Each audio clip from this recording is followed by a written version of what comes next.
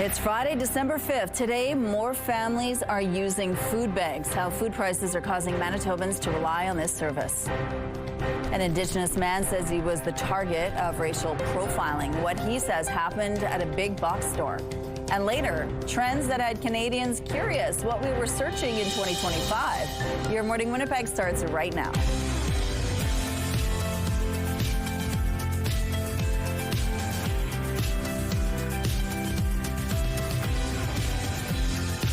Good morning, Manitoba. Happy Friday. We've made it to the end of the week. Thank you so much for being with us here on Your Morning Winnipeg. Ainsley McPhail is going to be live at CF Polo Park because we are building a mountain of toys there starting at 10 o'clock this morning. So we're going to talk a little bit more about how important it is this year because the need is great, of course, and what they're looking for more specifically when it comes to the toys. And you'll see so many familiar faces when you go visit at CF Polo Park. I'm going to be there today as well. I'll be there tomorrow. Yeah, I actually scouted it out. It's in a new location. This year. It looks really great. Right? Yeah, I'm excited. Well, we're going to find out more about that, but the weather, it's still a little chilly this morning. Yeah, maybe not a bad time to go to the mall. Right, but also the full moon is spectacular. Oh, it was stunning. Today. Yeah, actually, you know what? I'm going to switch up our weather picture because we had a great, I believe it was called a super moon. We have a good picture of it. So yes, it's pretty gorgeous outside in terms of our skies. However, the temperature is not feeling so lovely, at least to me. Minus 16 degrees with that wind chill feels more like minus 21.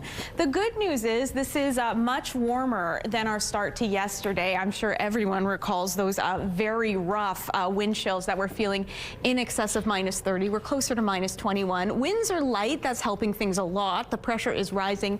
The humidity sits at 87%. So yes, a good amount of cloud coverage coming once again, very similar to what we saw yesterday because we've been dealing with these very weak low pressure systems that are bringing light snowfall. We had that yesterday. We had that a few days before that. One more coming our way to southern Manitoba under very cloudy skies. You can't quite see it here on our radar, but our Futurecast gives us a better picture of it. So that's the most current model showing that system. So as the day progresses, it pushes into the east. Likely we could get a little bit of the remnants of that, some light snowfall through part of the afternoon, not the entire.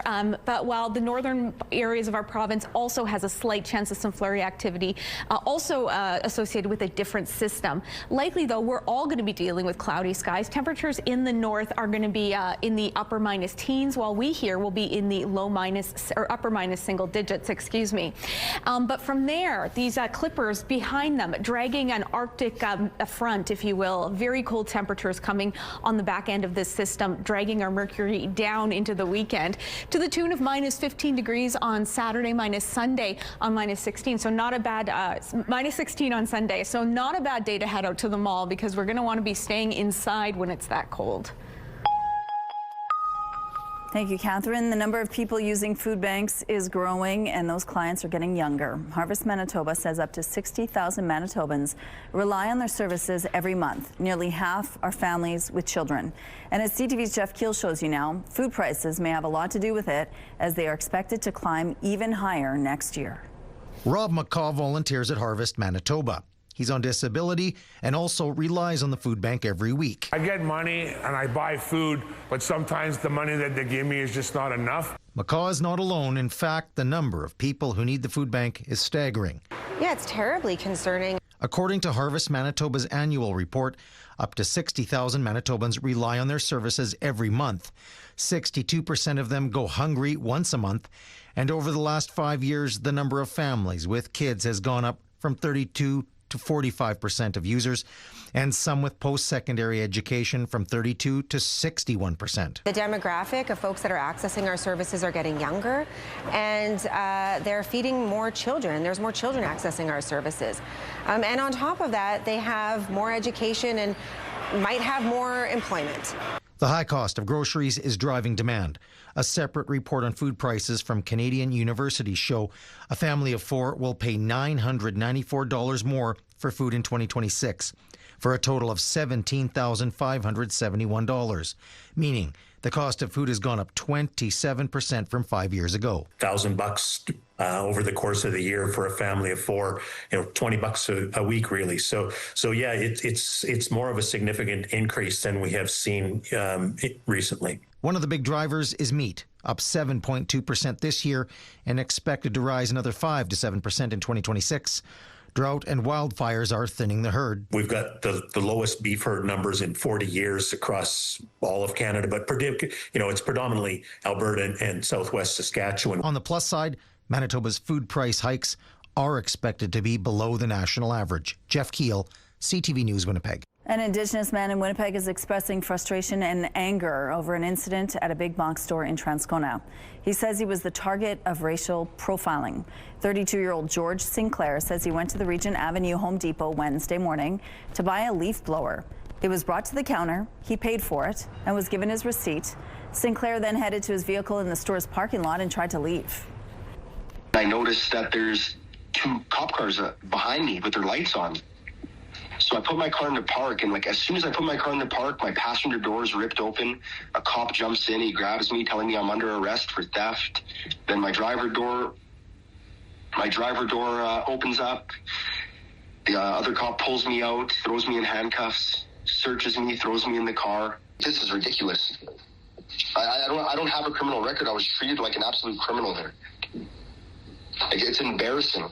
After police spent several minutes looking at Sinclair's receipt, he said police then ran his name through their system to see if he had any outstanding warrants.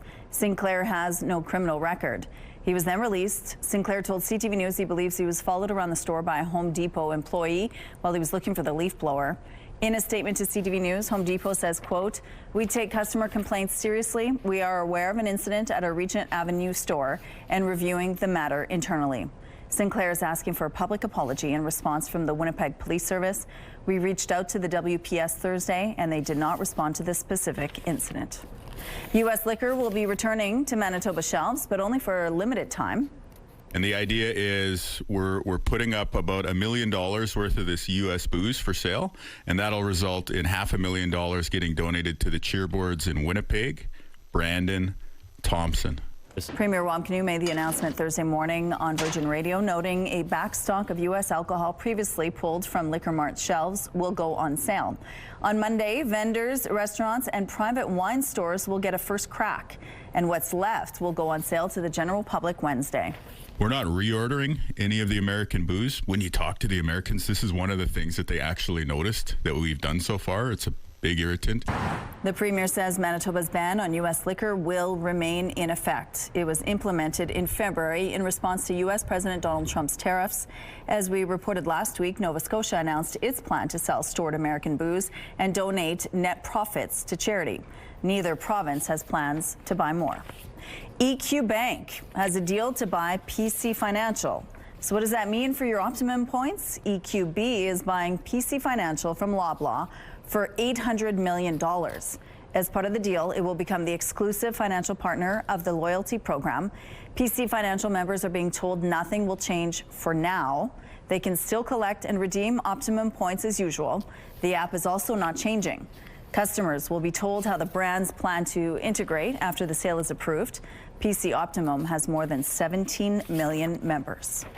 Canada's Energy Minister did not participate in the AFN Special Chiefs Assembly as a deal for a potential pipeline took center stage. The decision was made that some other ministers would come. All ministers are always welcome. None are ever uninvited. Energy Minister Tim Hodgson did meet with BC chiefs in a separate caucus room.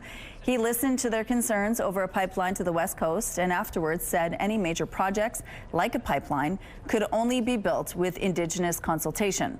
He has committed to going to BC's Northwest Coast to meet with communities and chiefs in the near future. Consultations got underway Thursday on Quebec's controversial constitution bill.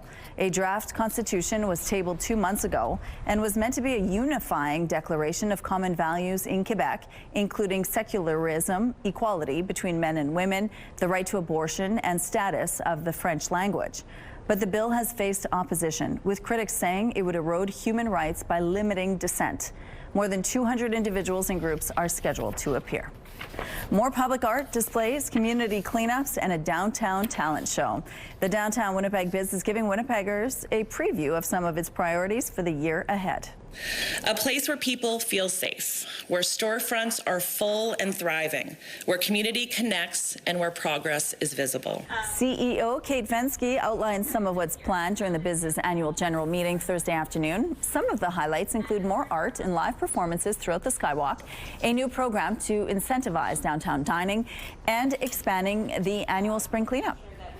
So we're going to kick off in the spring with a Downtown's Got Talent, a brand new event that's going to showcase artists, both the performers that you know and love, but also we're hoping that we'll discover some new talent. And then we want to provide paid opportunities for those musicians, those performers, to not only showcase their talent, but really bring energy and vibrancy to the public spaces that we have downtown. Fenske says the overarching goal is to make downtown as clean and vibrant as it can be. Here's a look now what's going on in traffic at Portage Avenue at Polo Park. Looks like things are starting off well for your Friday morning. We have no issues to tell you about at this point in the drive. If you do see problems out there, though, text them to us, please, at 10400. Let's go out to the rooftop now. Catherine Dow, how is it feeling out there right now? You know, not as bad as yesterday, Rochelle. That wind chill yesterday was more in the minus 30-degree range. It feels a little bit more on par with what our actual physical thermometer will say. So minus 14 degrees, that wind chill just making it feel more like minus 18.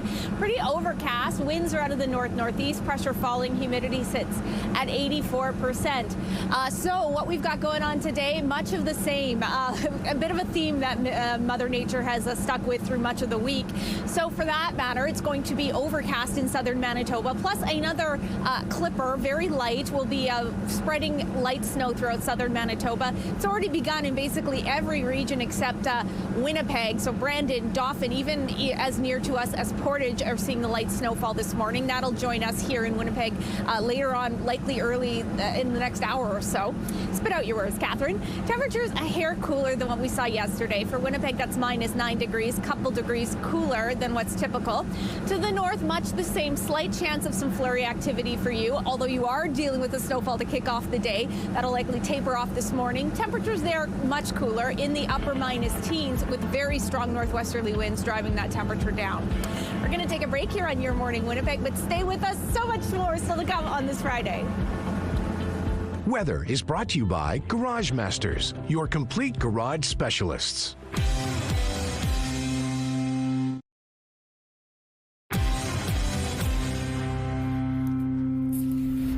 Good morning. Some positive news for Winnipeg's fiscal situation. The city expects to meet its savings target of $51.8 million by the end of the year.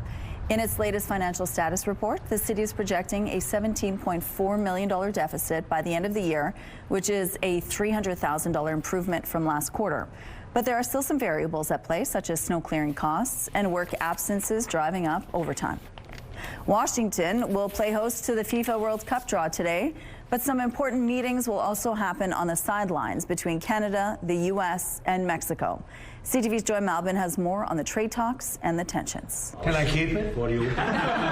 President Donald Trump playing host to the world's largest sporting event. Alongside him, Canada's Prime Minister Mark Carney and Mexico's President Claudia Sheinbaum, teammates for the day that might just smooth over some recent trade tensions. Three North American leaders who've never been in a room together are going to have a visual of a happy moment, drawing some country names for the World Cup. Those of us who are looking for some hope right now, that just maybe, that at the end of the day, the right thing will happen. This as the future of the USMCA agreement is being thrashed out at marathon meetings in Washington. The message from Canadian and U.S. companies: improve it, extend it, but keep it.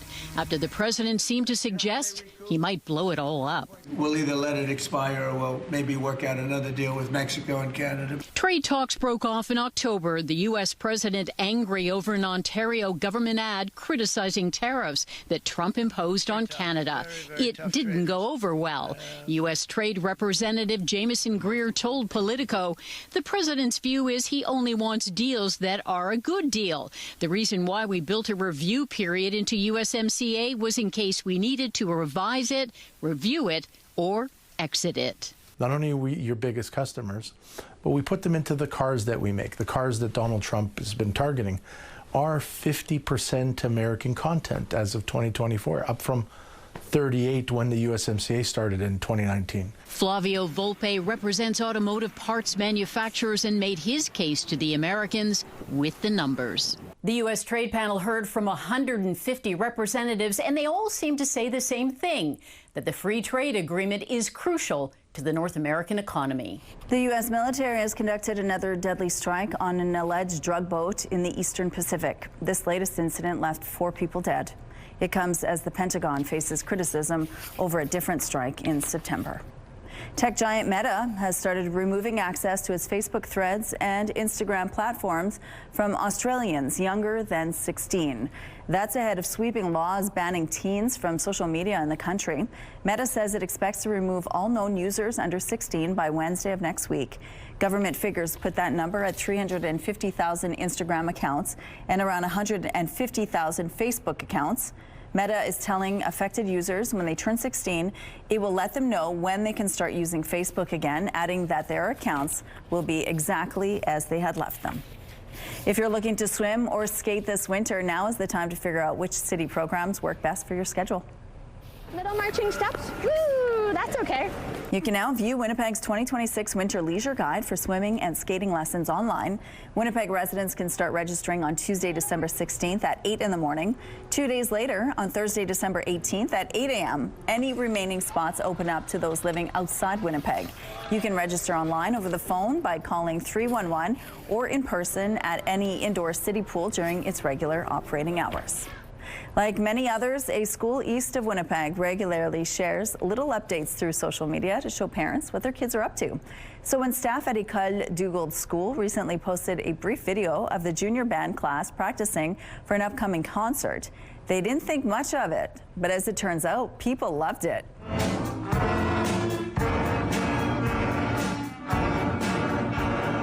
That video posted to Instagram 2 weeks ago has already racked up 2 million views and more than 100,000 likes and counting. The reason? Well, judging by the comments, viewers are amused by the number of kids playing the euphonium. It's like a tuba, only smaller, so it has confused some folks. Some comments read, "I've got a fever and the only prescription is more tuba. And I don't think there's enough tubas." Principal Andrew Mead says the school community is surprised but delighted over the sudden attention. It just shone a light on our kids and how good they are. They've only been playing their instruments for about 2 months, and to knock that song off and just they sound really good. And it's such a fun way to show what our kids do every day and show what our teachers do, and just that creative talent I think is so impressive to see. The school is leaning into the popularity, hanging up signs saying "Welcome to Dugald Manitoba" and Dugald Tuba Town. The junior band class has its first concert Wednesday night. We're told Jingle Bells was a hit. Some road closures. Traffic is brought to you by Mr. Lube Plus Tires. Open late, ready when you are. We have some road closures to remind you about this morning. All lanes will be closed intermittently on Selkirk between Keewatin to Railway following the rush. The eastbound curb and middle lanes on Marion will be closed between Desmarais to Youville. The northbound curb lane on Vaughan will be closed from Graham to Portage. If you have any other traffic tips, text them to us, please, at 10400. The Bath Fitter Live Eye is brought to you by Bath Fitter, your bath and shower experts for more than 40 years. A cloudy, a much more milder start to the day than we've been seeing, at least compared to yesterday, that's for sure. It's -14 out there, and that wind chill just cooling it off a few degrees from there. While as yesterday it felt more like -30, it was quite punishing. It's overcast, winds are out of the north-northeast, very light. That's certainly helping keep that wind chill down. Barometric pressure falling, humidity sitting at 84%. So we're going to be dealing with temperatures a little cooler than what's typical for this time of year, but we are in store for a bit of an Arctic plunge on the way in the weekend. Have details on that in a moment. But mild to kick off the day, as we just showed you. -10 in Portage and Morden and Winkler, -9 in Brandon. In Swan River, -8 degrees to kick off the day. Certainly cooler to the north. However, that wind chill not evident here will make it feel cool, more like -30 degrees, even though the thermostat will read -19 in Churchill, -20 in Lynn Lake. Good amount of cloud coverage to kick off your Friday. Not picking up is the second clipper, a very light system that spread spreading light snow through much of southern Manitoba today. Brandon, Neepawa, Dauphin, even Portage la Prairie already dealing with the flakes. We'll be getting them in the next hour, I would assume, here in Winnipeg. To the north, also a snowy start. You're dealing with a separate system that's likely to taper off later on today. Certainly you want to bundle the kids, not to the degree you did yesterday. -14 when they get to class as the snow begins to fall. Lunchtime at -11 degrees, and then it'll taper off by the time they head home with those snowfall. -10 degrees with mostly cloudy skies. We're getting a little warmer than that. -9 will be our high. That's decent for this time of year, around what's typical. Overnight, however, temperatures dip down to -21 degrees. That wind chill will feel more like -30 degrees at time. And then tomorrow, behind this current clipper we're dealing with, it's pulling in an Arctic front, so that's really going to drive those temperatures down to the tune of -15 on Saturday and -16 on Sunday, and those wind chill values will be icy. Your Skywatch picture of the day, Maria snapped this near Riding Mountain National Park. Incredible shot. Thanks for sending that in, Maria, and keep those weather pictures coming to Winnipeg Weather at CTV.ca. When you give a child a winter coat, you give them the means to go to school on a cold day, a chance to play outside, because no child should be freezing cold. Donate to Coats for Kids. Proudly sponsored by United Way Winnipeg and CTV. Deck the halls for your chance to win and be featured on Your Morning Winnipeg. Here at Your Morning, we love the sights of the season, and we want to see how you've decorated for the holidays. All those nutcrackers, lights, and trees could help you win a $500 gift card from Red River Co-op and have the chance to show off your holiday house live on Your Morning Winnipeg with a visit from Ainsley McPhail. To enter, head to our contest page at ctvwinnipeg.ca, fill out the form, and submit some pictures. Good luck. As 2025 comes to a close, Google has unveiled the searches that defined our year. From the stories that captured the attention of Canadians to the personalities who dominated the conversation. CTV's John Venivalle-Rao breaks down the trends that had Canadians curious.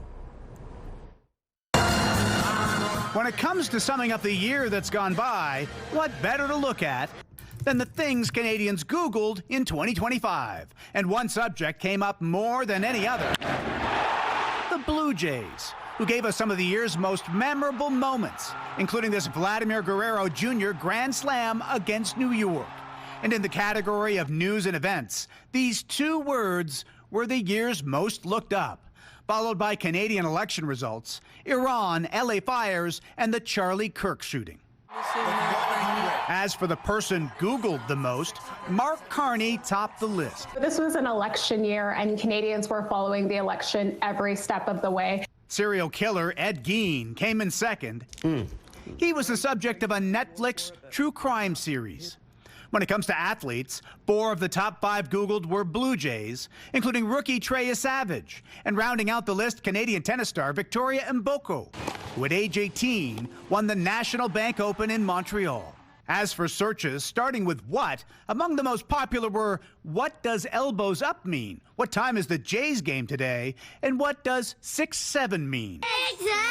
A meme that caught on fast with kids and has no fixed meaning, part of its appeal.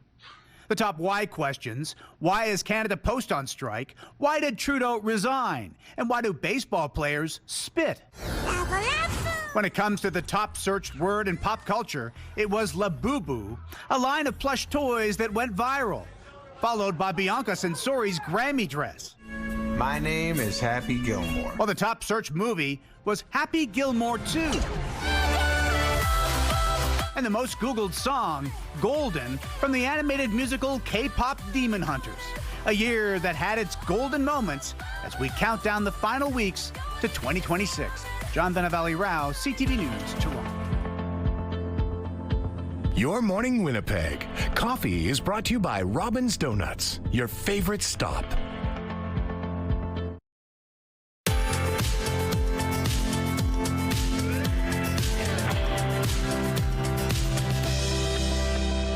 We're on snow watch this morning because we're looking for another light snowfall that's going to be spreading its way through southern Manitoba today. It's arrived in most areas, Winnipeg not included, but we'll get there, folks. Minus 14 degrees currently. That wind chill not terrible, making it feel closer to minus 18.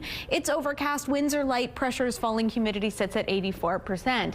So what I was trying to spit out earlier is we are tracking another weak clipper that's pushing in from western Manitoba, spreading more light snow. We've seen these sorts of systems last couple of days. They don't amount to much in terms of accumulation. The snow is light, but it is ever present in our skies. So it's sort of flickering there on our Skywatch radar, but for the most part, it's flying under the radar because we have just a couple centimeters worth coming our way. With that, temperatures on par with what's typical for this time of year, minus 9 degrees. The other note here are those very strong winds. They're going to be ramping up later on today out of the northwest at 30, gusting at times to 50 kilometers per hour. And those periods of snowfall should wrap up by about mid-afternoon. Overnight, maybe 1 or 2 clouds joining us, temperatures dipping down to minus 21. It'll feel a few degrees cooler than that with the wind chill aided by these very strong northwesterly winds persisting. Into tomorrow, on the back half of this system, it's dragging in an Arctic cold front. So that's going to start to see our temperatures come down. Minus 15 degrees. Apologies, this should not be the icon. It should be mainly clear sunny skies. Winds a little bit lighter out of the northwest. From there, we're dealing with a little bit more cool weather on Sunday under that mix of sun and cloud, a high of minus 16, but not a lot of fluctuation overnight. And then next week, much the same. We kick it off with some light snowfall and temperatures more on par with typical December values. Minus 10 degrees on Monday, minus 12 on Tuesday. Before that sunshine emerges, you're seeing a trend here. It's sort of a swap. We get the clouds, we get warmer temperatures, and then we get the sunshine back, we get colder ones. So we're doing that dance into next work week as well. Winnipeg police have announced an arrest in a pair of armed robberies at local cannabis stores. The robberies took place in October and November, and police say in both cases a man wearing a clown mask and armed with an air rifle demanded money. The cannabis stores were located in the 700 block of St. Mary's Road and the 1300 block of Archibald Street. A third location, a hotel on Alpine Avenue, was also robbed under similar circumstances in June. In total, police say the suspect made off with $5,000 in cannabis and vape products and an undisclosed amount of cash. Investigators arrested a 38-year-old suspect at Milner Ridge Correctional Center last week. U.S. Immigration and Customs Enforcement is spending millions of dollars on armored vehicles made in Canada. We have not received any questions or permit requests regarding this transaction, and I will continue to reiterate that Canada and the United States have a strong bilateral relationship. 20 armored vehicles made by the Ontario-based defense manufacturer Rochelle are set to be delivered to U.S. ICE agents before the end of the year. The rush order came from ICE last month and is worth the equivalent of 10 million Canadian dollars. U.S. Immigration and Customs Enforcement says the vehicles it is purchasing from Rochelle fall under Buy American provisions. Canadian advocacy groups and some politicians are raising questions over the deal because of the law enforcement agency's alleged record of human rights abuses. The FBI has arrested a man suspected of planting bombs in Washington the night before the January 6th riot almost 5 years ago. Let me be clear. There was no new tip. There was no new witness. Just good, diligent police work and prosecutorial work. Police searched the house of Virginia resident Brian Cole Jr. Thursday. He allegedly placed the devices at both the Democrat and Republican headquarters near the Capitol building. The devices were discovered and deactivated, but police say they could have been lethal. As the cold temperatures begin to grip Canada, a warning from police that the ice on local waterways is not as safe as it looks. CTV's Tyler Fleming reports. At Dick Bell Park along the Ottawa River, open water meets what appears to be solid ice. But Dalia El-Hawari knows better. I would never let my kids out here unattended. Ottawa police have a clear message. No ice is safe ice, because at the end of the day, you have no idea what those states are. Whether a river, lake, or storm pond, do not decide for yourself. And that's what creates these emergencies, and we never want to have to be called out here to do any type of recoveries. Today, officers are out on thin ice explaining the dangers and warning signs to watch for. Your blue ice is going to be the strongest ice that you have out there, followed by your kind of white ice, and then your gray ice, which is a little more dangerous. As we start to get more snow in the city, you're going to see that snow is going to start covering the ice, which can also be dangerous because it starts to insulate that ice and makes it more brittle. And if you do fall through the ice, every second counts, and police are going to show you what to do. We like to remind everybody of the 1-10-1 principle. If you fall in, you have 1 minute to overcome shock and control your breathing. You have to keep fighting. It's all you have. And just know that you do have the time. It's painful, but your body can last quite a while in these conditions. And about 10 minutes to exit the water. Stay back up and kick hard towards the point of entry. Once you're onto the ice shelf, roll away from where you went into the water and move away from that area, keeping your body flat on the ice to spread your weight out. After that, you have about an hour of rewarming that needs to happen to avoid further effects of hypothermia. The Ontario Life Saving Society says nearly 2 out of 5 drownings happened between October and April. A reminder that no ice is without risk. I wouldn't go anywhere near ice in the winter. Tyler Fleming, CTV News. We're getting a new view of Australia's ancient coastline. The landscape was uncovered after a recent storm. It's a vast wetland with natural remnants dating back 7,000 years. Naturally, it has attracted scientists eager to explore the history of the coastline. It could also provide clues for local Indigenous groups who want to learn more about how their ancestors lived.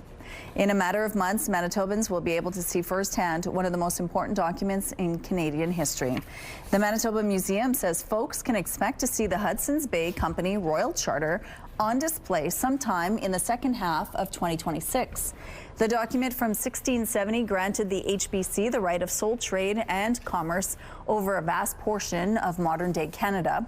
It was purchased for $18 million by the Weston and Thompson families earlier this week. HBC's archive will be donated to 4 public institutions, including the Manitoba Museum and Manitoba Archives. Here's a look at what's happening in traffic along the Norwood Bridge. Things are picking up over here, as you can see, but overall appear to be moving quite well. We have no issues to tell you about at this point in the drive. Here's a look at your gas prices. The Canadian average is $1.30. The provincial average is lower at $1.20. In Winnipeg, the average is $1.18, and the lowest price in the city is $1.07. All this information is on GasBuddy.com. The Price at the Pump is brought to you by the Kidney Foundation. Help by donating your car today. We are live at CF Polo Park this morning, building a mountain of toys. Stay with us. Ainsley McPhail's coming up right after this.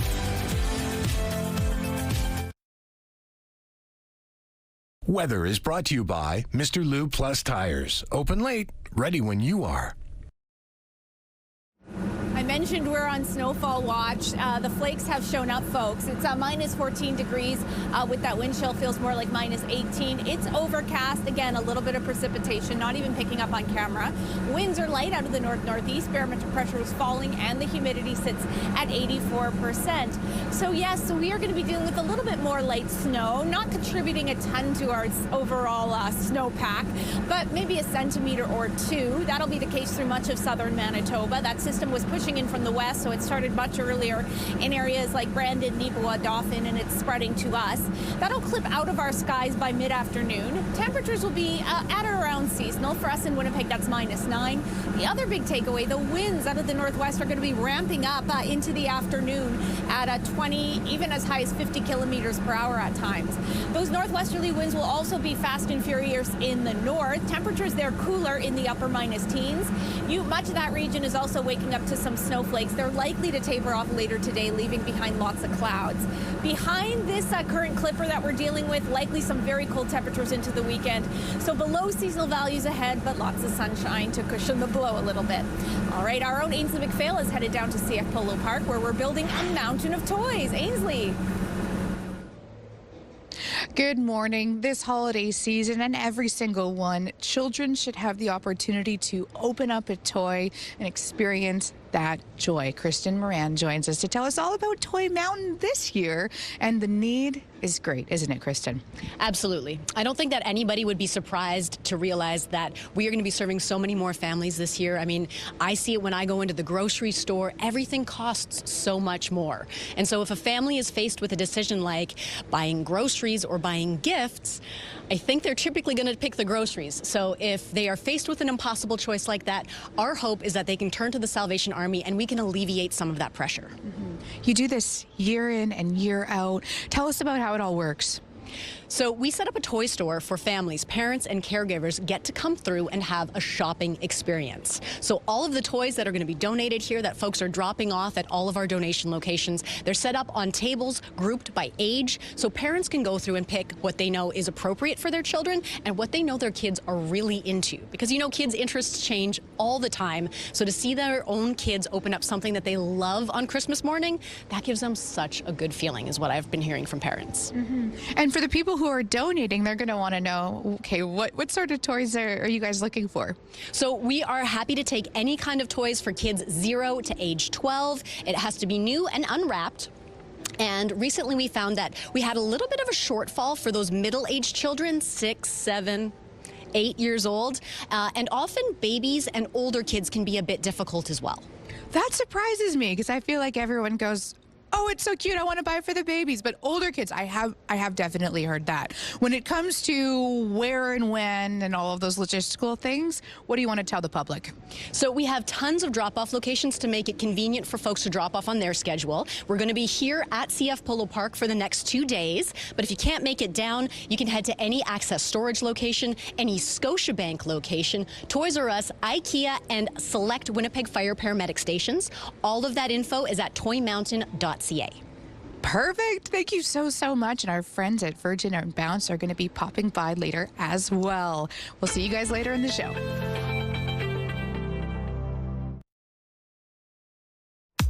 On the early markets, the Dow Jones is up 38 points. The Nasdaq is also higher. The S&P index is flat. The Loonie is up overnight, sitting around 71.70 cents U.S. The Hang Seng climbed 149, and the Nikkei is down 536. Good morning. It is 6:46.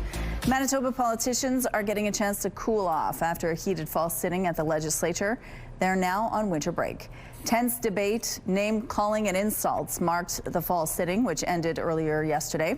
3 bills were introduced for debate over the course of the sitting. However, they're still waiting to be passed. MLAs will return to the Assembly for the spring sitting in March. The NDP says that's when it intends to bring forward 19 more bills. EQ Bank has a deal to buy PC Financial. So what does that mean for your optimum points? EQB is buying PC Financial from Loblaw for $800 million. As part of the deal, it will become the exclusive financial partner of the loyalty program. PC Financial members are being told nothing will change for now. They can still collect and redeem optimum points as usual. The app is also not changing. Customers will be told how the brands plan to integrate after the sale is approved. PC Optimum has more than 17 million members. The high price of beef may give you sticker shock, and there won't be a reprieve anytime soon. The pressure is being felt on both sides of the meat counter. CTV's Kathy Lee spoke with a butcher about the cost of doing business. The air carries a subtle hint of fresh cuts, but also the weight of their price tag. It's hard on everybody. It's also been challenging for businesses. After decades behind the butcher counter, Greg Keller trying his best to navigate the skyrocketing cost of beef this year. Never seen anything like this. It is what it is. People understand. Beef makes up 45% of the sales here. Keller has had to lower the price to make it more accessible for his customers. We're very fortunate in the sense that we're well established and very diverse. So we're just withstanding it for now and seeing where it goes. While shops like Keller's wait it out, experts say the reason for expensive beef is short supply and high demand. We've got the lowest number of beef cows in Canada at any point in the last 40 years. That's because the drought in Midwest to Western Canada has decimated the food the animals eat. If there's less pasture, they can retain fewer animals on that pasture. So they either need more of it or they need to liquidate some animals. At Bonton Meat Market, Keller says some customers have switched to other kinds of more affordable protein or a cheaper cut of beef. The the cost-saving measures necessary. But he, like many others, ultimately hoping prices alleviate eventually. The cost of our inventory, the cost of our shrink, the cost of everything is highly elevated. So by all means, we would love to see it settle down. Because it takes time to rebuild the herd, experts say the price of beef is expected to remain high into next year and possibly the year after. Kathy Lee, CTV News, Calgary. The draw for next year's FIFA World Cup is happening today. It starts getting tasty, it starts getting tantalizing, and you can start really feeling, where we're going to fit out. The draw takes place at the John F. Kennedy Center for the Performing Arts in Washington. This will determine the early matchups for the tournament. Here's how it works. There are 48 teams. They will be divided into 12 groups of 4. For today's draw, each country will be split into 4 pots. Canada, as one of the hosts, is in pot 1, and we also know Canada will be in Group B. So who else will be in the group? Well, simulators have been trying to predict the outcomes. They've already got Switzerland. Canada is ranked 27th in the world, still looking for its first World Cup win. FIFA is bringing out the stars for the draw. Big names like Tom Brady, Shaquille O'Neal, Wayne Gretzky, and Aaron Judge are some of the A-listers helping out. We have some road closures to remind you about this morning. All lanes will be closed intermittently on Selkirk between Keewatin to Railway following the rush. The eastbound curb and middle lanes on Marion will be closed between Desmarais to Youville. The northbound curb lane on Vaughan will be closed from Graham to Portage. If you have any traffic tips or updates to share, please text them to us. Casting our eye to the sky, it's not picking up on our live eye there, but we are dealing with a little bit of light snowfall in downtown Winnipeg. Minus 14 degrees, that wind chill just making it a hair cooler. Couple clouds, light winds out of the north-northeast, the barometric pressure falling, humidity sits at 84%. I'm struggling with basic terms like rising and falling this morning, so bear with us, it's been a long week. A good amount of cloud coverage to kick off the day, and that system, another clipper that's impacting southern Manitoba in the way of light snow, not totally showing up. It's very light, it's very weak, so that's the case for that. However, to the north, we're dealing with overcast skies and a good chance for some flurry activity. Temperatures in the upper minus teens in Thompson, much chillier in Gillam at minus 21 degrees. Slight chance of some snowfall throughout the morning as well in Opaskwayak Cree Nation and the Paw. Likely it'll be overcast. Temperatures in the mid-teens, cooler in Lynn Lake at minus 18 degrees. Southwestern Manitoba also dealing with that light snowfall. That'll taper off later on, even as early as this morning, could be early afternoon, leaving behind cloudy skies and plus some very northwesterly winds. Should mention that's the case for much of the province. We're talking gusts in excess of 30 to 50 kilometers per hour. For us here in Winnipeg, a high of minus 9. That's around what's seasonal. Light snow off and on, likely to taper off in the early afternoon with clouds behind it, plus those strong northwesterly winds. And northwestern Ontario, overcast for you. Maybe a slight chance of some flurry activity in Kenora and Dryden. Highs in the low minus teens in Kenora and Dryden. Cooler or warmer in Fort Francis. Warmer, cooler. Who's to say? Overnight, a couple clouds will linger. Temperatures dipping down to minus 21. That wind chill will make it feel more like minus 25. And then on the back half of the system that we're dealing with, it's dragging in an Arctic front. So that's why the temperatures start to fall off. It'll be short-lived. That's the good news. Minus 15 on Saturday with sunny skies. A hair cooler on Sunday under a mix of sun and cloud. Thank you, Catherine. Let's check in now on Gabby at Bounce 99.9. Good morning, Gabby. Happy Friday. Yes, we made it, Rochelle. Did. Happy Friday. I'm still here without Bo, but he's going to try driving himself to physio this weekend. So fingers crossed we'll be back in studio in no time. But I want to talk Toy Mountain. I know Ainsley is down there this morning. Our Bounce team going to be there all day today, all day tomorrow. I'll be showing up in the afternoon for about 4 hours. So please come say hi. Bring a new unwrapped toy or a cash donation for Salvation Army. And of course, families in need, because we did hear last weekend that they actually see, this is so heartwarming, Rochelle, a lot of kids who received toys from Toy Mountain coming back when they're in their late teens, early 20s and donating in turn, because it just made such a difference for them having that toy on Christmas morning. Isn't that sweet? It is sweet, yes. Paying it forward. Yeah, and plenty of opportunities to, again, come down and donate. I do need to issue a correction, a clarification. You know me, I'm so food obsessed. I was saying on the radio on Bounce 99.9 that it's by the food court. It's not by the food court. It's on the second level by Harry Rosen. So if you're coming by, stop at the food court, then wander down. And we're also talking, yes, exactly. We're talking also Christmas movies this morning, Rochelle. So I'll put the question to you. A Christmas movie you love and one that you find completely overrated. Okay, well, the one that I love is It's a Wonderful Life. Every year I have to watch it. It's one of my favorite movies of all time, and it's in my PVR, so anytime I want to see it, it's there and ready to go.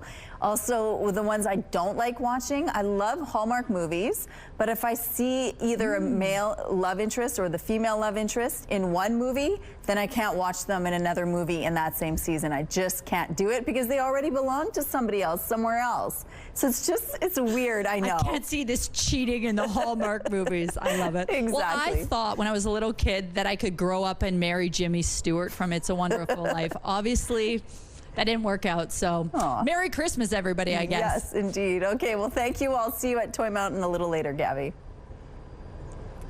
Well, in the search for savings, Canadians are turning to technology at the grocery store. CTV's Alison Bamford explains how informed shoppers can cut costs. They need apples. Wally Atawoyan is looking for the best deals on groceries. If I can get the cheapest, I will definitely go for it. Helping in the search is an app he created, MyFlyer. It allows consumers to compare prices, and if shoppers are willing to go to more than one store, it can generate the most cost-effective trip based on drive time and gas. If you can get that kind of information at your fingertips for cheaper, locally, I think that would be great. Atawoyan still needs food price data before the app can go public. It would add to a growing list of digital supports that already exist. Some connect consumers with discounted items nearing expiration. Others allow them to browse digital flyers. But experts say even that can be limiting. Not every product makes it into a flyer on a weekly basis. So there are deals in stores that retailers are offering that people do not know about. Better Cart Analytics is working on its own app for the new year that would give consumers access to a full catalog of product prices. We'd like to be able to show consumers what is a regular price and how far or deep that promotion actually is if it is on sale. Reducing the amount of food waste can also stretch a household budget without the need for an app. We want to buy just what we need. We want to use it up after we make it, and we want to store it right. Understanding best before dates is also key to limiting food waste. The date refers to peak freshness and doesn't necessarily mean the product has gone bad. Alison Bamford, CTV News, Saskatoon. All right, we're going to take a break here. We'll be back after this.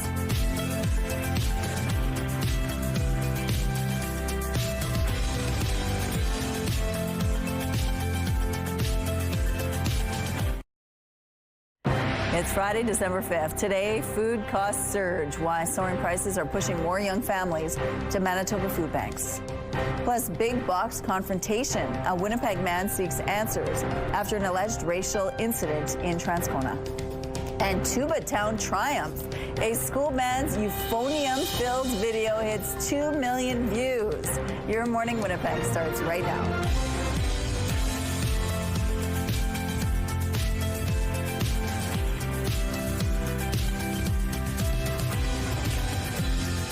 Good morning, Manitoba. It is 7 a.m. Thank you so much for being with us here on this Friday morning. We made it to the end of the week. We're going to talk about today being International Volunteer Day.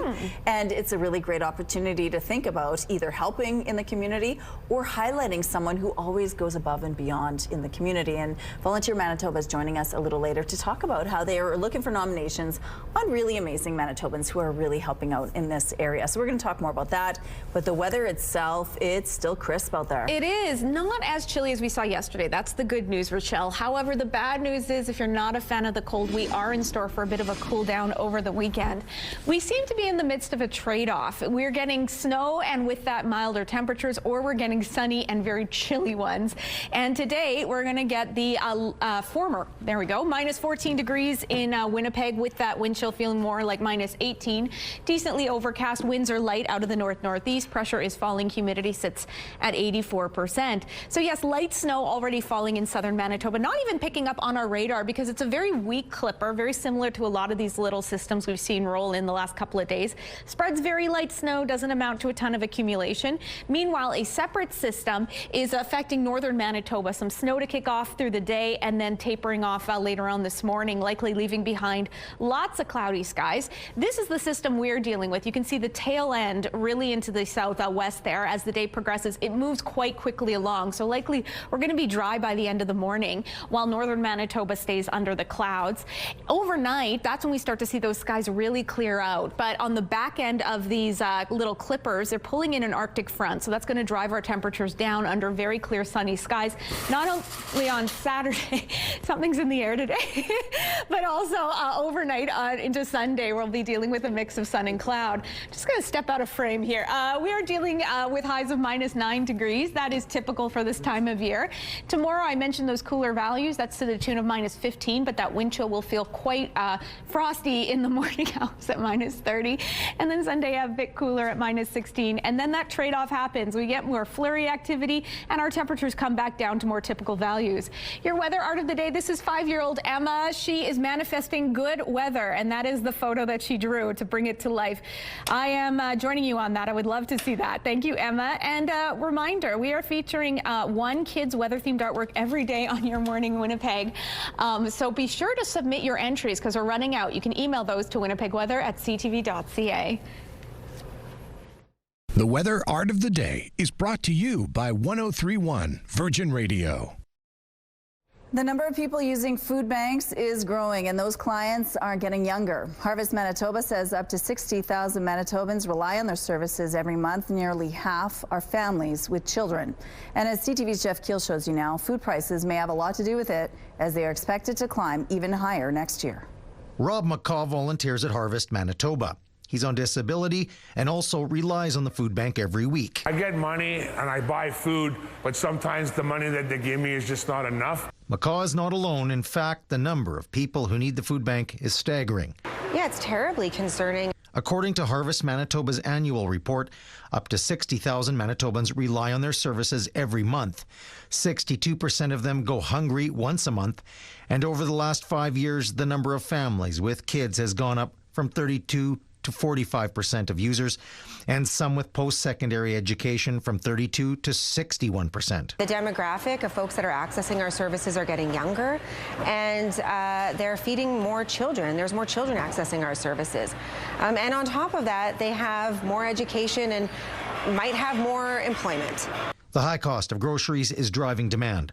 A separate report on food prices from Canadian universities show a family of 4 will pay $994 more for food in 2026, for a total of $17,571, meaning the cost of food has gone up 27% from 5 years ago. $1,000 over the course of the year for a family of 4, $20 a week, really. So yeah, it's more of a significant increase than we have seen recently. One of the big drivers is meat, up 7.2% this year and expected to rise another 5 to 7% in 2026. Drought and wildfires are thinning the herd. We've got the lowest beef herd numbers in 40 years across all of Canada, but it's predominantly Alberta and southwest Saskatchewan. On the plus side, Manitoba's food price hikes are expected to be below the national average. Jeff Keel, CTV News, Winnipeg. An Indigenous man in Winnipeg is expressing frustration and anger over an alleged incident at a big box store in Transcona. He says he was the target of racial profiling. 32-year-old George Sinclair says he went to the Regent Avenue Home Depot Wednesday morning to buy a leaf blower. It was brought to the counter, he paid for it, and was given his receipt. Sinclair then headed to his vehicle in the store's parking lot and tried to leave. I noticed that there's 2 cop cars behind me with their lights on. So I put my car in the park, and like as soon as I put my car in the park, my passenger door is ripped open. A cop jumps in, he grabs me, telling me I'm under arrest for theft. Then my driver door opens up. The other cop pulls me out, throws me in handcuffs, searches me, throws me in the car. This is ridiculous. I don't have a criminal record. I was treated like an absolute criminal there. Like, it's embarrassing. After police spent several minutes looking at Sinclair's receipt, he said police then ran his name through their system to see if he had any outstanding warrants. Sinclair has no criminal record. He was then released. Sinclair told CTV News he believes he was followed around the store by a Home Depot employee while he was looking for the leaf blower. We reached out to Home Depot about the incident. In a statement, Home Depot says, quote, "We take customer complaints seriously. We are aware of an incident excuse me, at our Regent Avenue store and reviewing the matter internally." Sinclair is asking for a public apology in response from the Winnipeg Police Service. We reached out to the WPS Thursday, and they did not respond to this specific incident. U.S. liquor will be returning to Manitoba shelves, but only for a limited time. And the idea is we're putting up about $1 million worth of this U.S. booze for sale, and that'll result in $500,000 getting donated to the cheerboards in Winnipeg, Brandon, Thompson. Premier Wamkanu made the announcement Thursday morning on Virgin Radio. On Monday, vendors, restaurants, and private wine stores will get first crack at the back stock of U.S. alcohol previously pulled from Liquor Mart's shelves. What's left will go on sale to the general public Wednesday. The Premier says Manitoba's ban on U.S. liquor will remain in effect. It was implemented in February in response to U.S. President Donald Trump's tariffs. When staff at École Dugald School recently posted a brief video of the junior band class practicing for an upcoming concert, they didn't think much of it. But as it turns out, people loved it.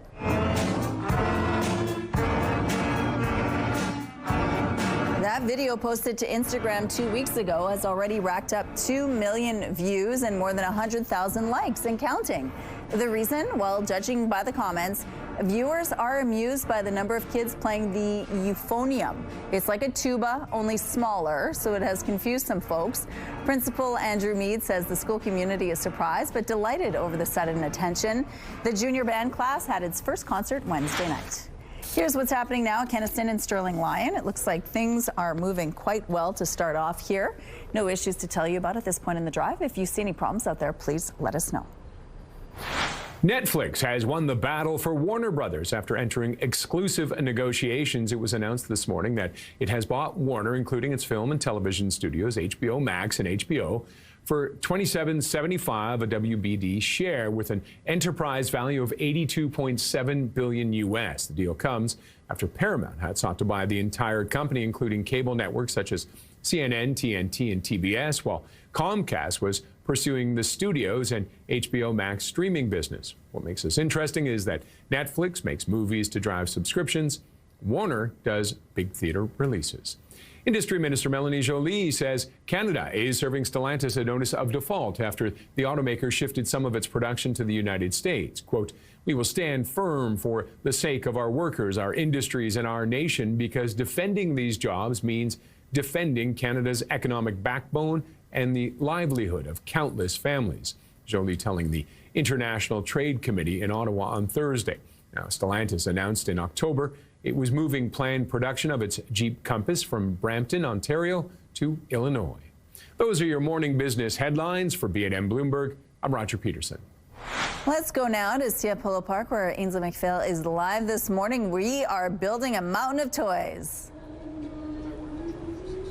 Yeah, it's great to see so far, Rochelle. And unfortunately, the reality is that thousands of children in our community don't have access to that, unfortunately, due to the growing need and the poverty. And the Salvation Army is here to help. And it really is an entryway into building some of those relationships. They're encouraging the community to donate to kids of all ages, babies up into the older ages. There's 5 different locations that you can donate to. And we're going to be here throughout the morning. There's also tons of community who's giving back. Scotiabank, Walmart. We might even have a pretty big check handed out this morning as well. So come by the mall, grab an unwrapped toy and help the, like I said, thousands of kids so that they can open something special on Christmas. Okay, thank you, Ainsley. Let's go out to the rooftop now where Catherine Dow is live this morning. It is a cold start to the Friday. Yes, but happy to report not as bad as yesterday. I don't know about you, but as I stepped outside, that wind chill was really chilling me to my bones in keeping with its name. It's not quite as fierce today. It's minus 13 degrees, the wind chill feeling more like minus 19. It's overcast and some very light snow is falling. That'll be the case throughout the morning. The winds out of the west-northwest at 10 kilometers per hour, those will be ramping up. Pressure is falling, humidity sits at 84%. So to northern Manitoba, you're already dealing with some snowfall. Let's correct myself here this morning. That'll likely taper off throughout the morning. You have a slight chance of some flurry activity throughout the day, but likely it's going to be cloudy with some cool temperatures to the tune of minus upper teens. With that wind chill, though, it's feeling more like minus 30 or even minus 35 in areas like Churchill and Thompson. That'll be in effect this morning. Meanwhile, northwesterly winds will be very strong, definitely contributing to that wind chill at 30 to 50 kilometers per hour. We're not immune here. Those northwesterly winds will be ramping up around the noon hour. Much of southern Manitoba will deal with this very light snow from a clipper. It'll taper off around the noon hour as well, not accumulating a ton of snow in the process. And then from there, decent highs, minus 9 degrees. And then into tomorrow, that's when we start to see the mercury plummet with a cold front moving in, but lots of sunshine, so at least a little bit of a trade-off there. Weather brought to you by the Winnipeg Humane Society. From all the dogs, cats, and critters, thank you for your kindness. Thanks, Catherine. It's time now for our question of the day. It's International Volunteer Day. We want to know, how do you help in the community? You can text your answer along with your name to 10400. Make sure to follow the automated instructions so we can feature your response. At Your Morning Winnipeg, we're all about celebrating your amazing pets, furry, feathered, or scaly. Your Pet of the Week submissions are amazing. We want to see even more, whether it's dogs, cats, birds, or any other pet pals. Send them our way, please. Drop your pet photos and a fun little story about them to petoftheweek@ctv.ca, and then catch us every Thursday to find out if your pet is our Pet of the Week on Your Morning Winnipeg. Here's what's happening now on Notre Dame Avenue. It looks like things are moving well here. We're going to take a short break. We'll be right back. We all know just how cold Manitoba winters can be. Imagine not having a winter coat, boots, a toque, or mitts, and stepping out into the cold. That's the reality for many kids. But you can change that. Give the gift of warmth. Donate to Coats for Kids. Good morning. Some positive news for Winnipeg's fiscal situation. The city expects to meet its savings target of $51.8 million by the end of the year. In its latest financial status report, the city is projecting a $17.4 million deficit by the end of the year, which is a $300,000 improvement from last quarter. But there are still some variables at play, such as snow clearing costs and work absences driving up overtime. U.S. President Donald Trump, Prime Minister Mark Carney, and Mexico's President Claudia Sheinbaum will all be present for today's World Cup draw.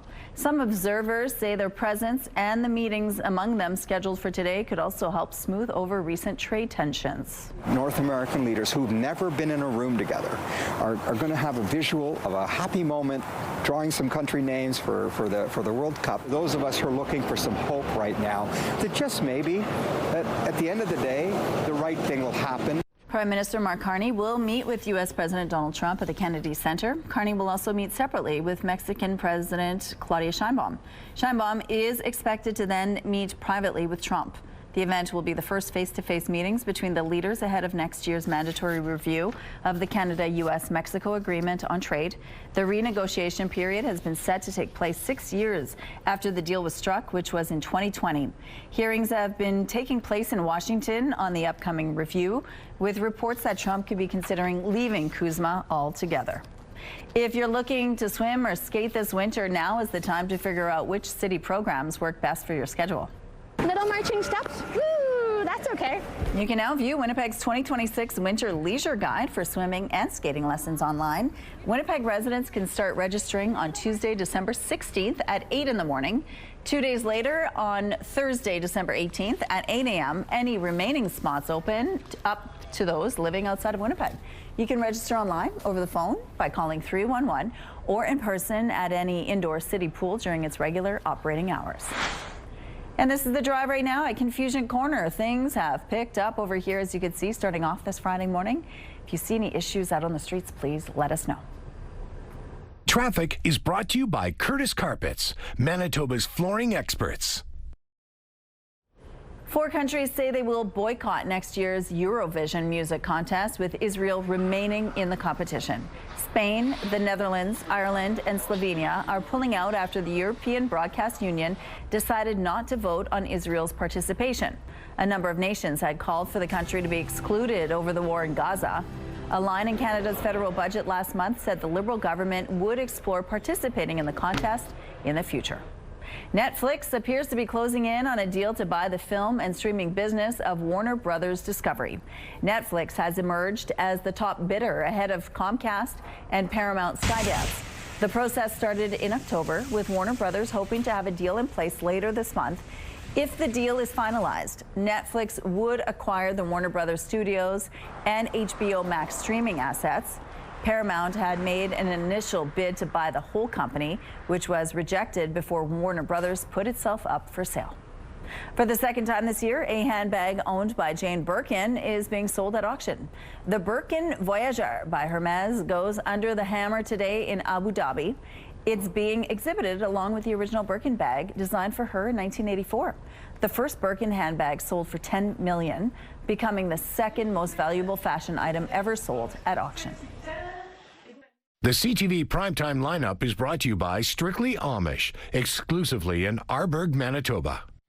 Kick off the weekend with Happy's Place and Stumble at 7, Catch House Kitchen at 8, and Boston Blue at 9. It's all right here tonight on CTV. The Bathfitter Live Eye is brought to you by Bathfitter, your bath and shower experts for more than 40 years. Flakes are flying throughout Winnipeg today and much of Manitoba to kick off your Friday. It's -13, that wind chill making it feel closer to -19.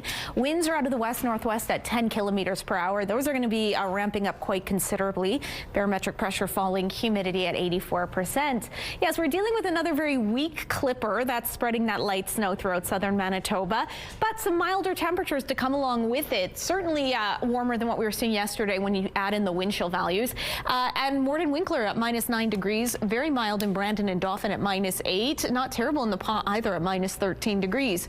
Cooler values to kick off Friday in northern Manitoba. What's not evident here is the wind chill. It's feeling particularly fierce in Churchill and Thompson, more like -30 degrees this hour. So that clipper is so weak is that it's not even showing up on our radar, but it is moving throughout southern Manitoba today. It'll be clearing our skies later on today. In terms of how you should dress the kids for school, you're going to be dealing with not as fierce temperatures as yesterday, but yes, a little bit of moisture with that light snow, -14 degrees as they get to class, -11 as they take lunch, still a little bit of light snowfall expected, and then clearing up as they head home with -10 degrees. We'll get a little bit warmer than that, -9. We're also dealing with some fast and furious winds out of the northwest at 30, gusting at times to 50 kilometers per hour. Those are expected to pick up around noon. Overnight tonight, a couple clouds linger, but it'll start to clear. Temperatures dipping down to -21. And then tomorrow, an Arctic front is pulling in some colder temperatures to the tune of -15 on Saturday with lots of sunshine. Your Skywatch picture of the day, this incredible shot taken near Riding Mountain National Park by Maria. This guy is locking eyes with that lens. Thanks for sending that in. And if you've got any weather pictures to share, be sure to email them to winnipegweather@ctv.ca. Thank you, Catherine. Deck the halls for your chance to win and be featured on Your Morning Winnipeg. Here at Your Morning, we love the sights of the season, and we want to see how you've decorated for the holidays. All those nutcrackers, lights, and trees could help you win a $500 gift card from Red River Co-op and have the chance to show off your holiday house live on Your Morning Winnipeg with a visit from Ainsley McPhail. To enter, head to our contest page at ctvwinnipeg.ca, fill out the form, and submit some pictures. Good luck. Residents of a senior center in Carstairs had a very special visitor recently. The furry friend brought a lot of smiles, but there was a time when the animal's future didn't look so bright. CTV's Jacqueline Wilson reports. Step by step, Nugget, the 7-week-old mini horse, makes her way to the front doors of Chinook Wind's Lodge in Carstairs. A new future as a therapy animal awaits this little foal. Well, she's a spicy little thing. She's, as you can see, she's very level-headed and very quiet, very dependent on me, but also very independent and a little salty. She likes to kick up her heels and run. Residents couldn't rein in their excitement. This was awesome. This is one of the better ones that I've brought in here. It's really enjoyable. Oh, I enjoyed it. I don't know if to get a chance to get close up to an animal like that. But Nugget's life hasn't always been happiness and smiles. Things took a turn when she was mauled by a dog outside of Calgary in October. That's when Daryl Glover was called in to make the rescue. She had some pretty serious bites on her neck and her ear and her head and her face, and she was extremely dehydrated. She was just about expired. Nugget has made a remarkable recovery and is now enjoying every moment of her new life with her rescue family. She even has a best friend, 7-year-old pony named Ducky. A life of joyful frolicking is well deserved for little Nugget as she spreads joy wherever she goes. It's amazing, just the look on their faces. It just brightens their day. You can tell they were all excited. One lady came out specifically just for the horse. She doesn't come out for anything else. So, I mean, it's huge. It's such a huge opportunity, I think, for the residents. Owner Anita Reznichenko hopes to get Nugget officially certified as a therapy horse soon so she can continue bringing happiness to many senior homes and schools in the future. Jacqueline Wilson, CTV News, Calgary. Time now for this week's Adorable Adoptables. We begin with Bailey. This 4-year-old tabby would love a peaceful home where he can relax and build loving bonds at his own pace. Next up is Bud. This 5-year-old cat can be a bit shy at first, but with space and patience, it will reward you with trust and affection. And meet Bruno. This gentle dog with a heart of gold needs a family willing to take things slow. And once he feels safe and secure, Bruno's sweet nature will shine. If you think you can offer any of these animals a good home, just head down to the Winnipeg Humane Society or give them a call.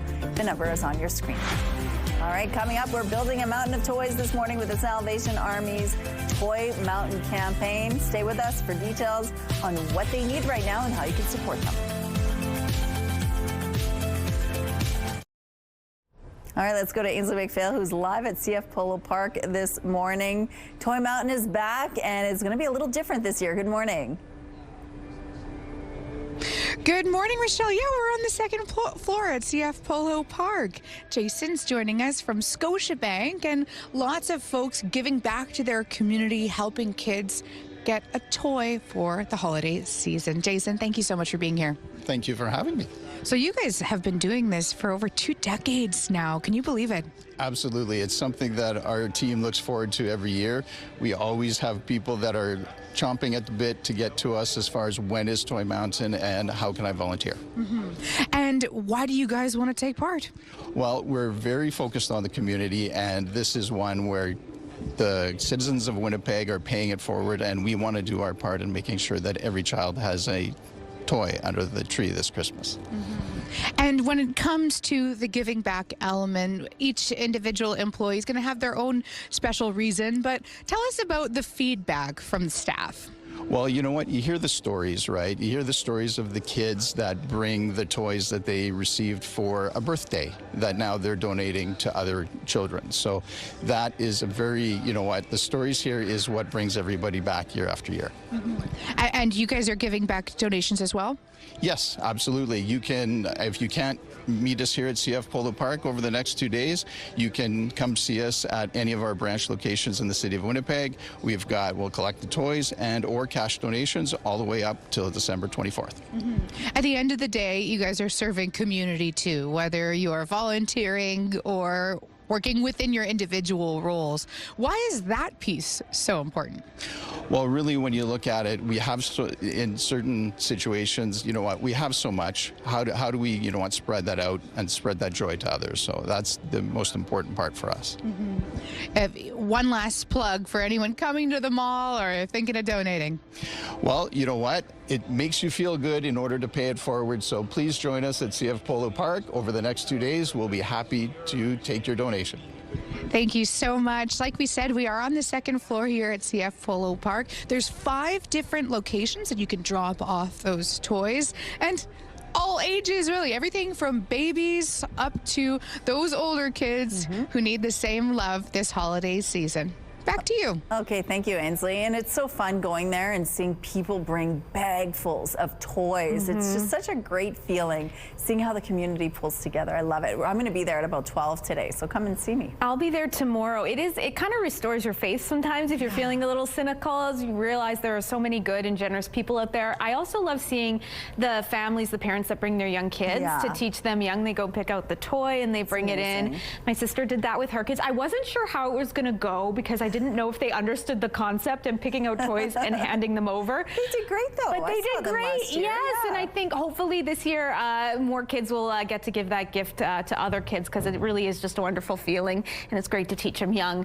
Speaking of Christmas, look how lovely it looks at Portage in Maine. It's minus 13 degrees with those lovely twinkly Christmas lights. With the wind chill, it feels more like minus 19. A few light snowflakes falling in downtown Winnipeg. The winds are out of the west-northwest. They are light. The pressure is falling. The humidity sits at 84%. The winds won't be staying light. We have some very strong northwesterly gusts ramping up around the noon hour for us here in Winnipeg, but much of the province will be impacted. Meanwhile, another clipper, a very weak one, not bringing a ton of snowfall, but a system nonetheless is spreading out over southern Manitoba. It will leave our skies in due time, but not before dumping a little bit of light snow on us, maybe just a centimeter or two, if that. It won't amount to much. Temperatures, meanwhile, will be decent. Minus 9 degrees. That's around what's typical for this time of year. Winds, I mentioned, very strong out of the northwest at 30, gusting at times to 50 kilometers per hour. They stay pretty strong, actually equally strong overnight as temperatures dip down to minus 21. Wind chill values, though, will be making it feel closer to minus 30 degrees at times. Our skies will start to clear out, maybe one or two errant clouds sticking around. And setting the stage for a sunny day tomorrow, but those temperatures take a bit of a dip as an Arctic air mass moves in on the back half of that clipper that's bringing the snowfall today. A high of minus 15 degrees under those mainly sunny skies with some lighter northwesterly winds.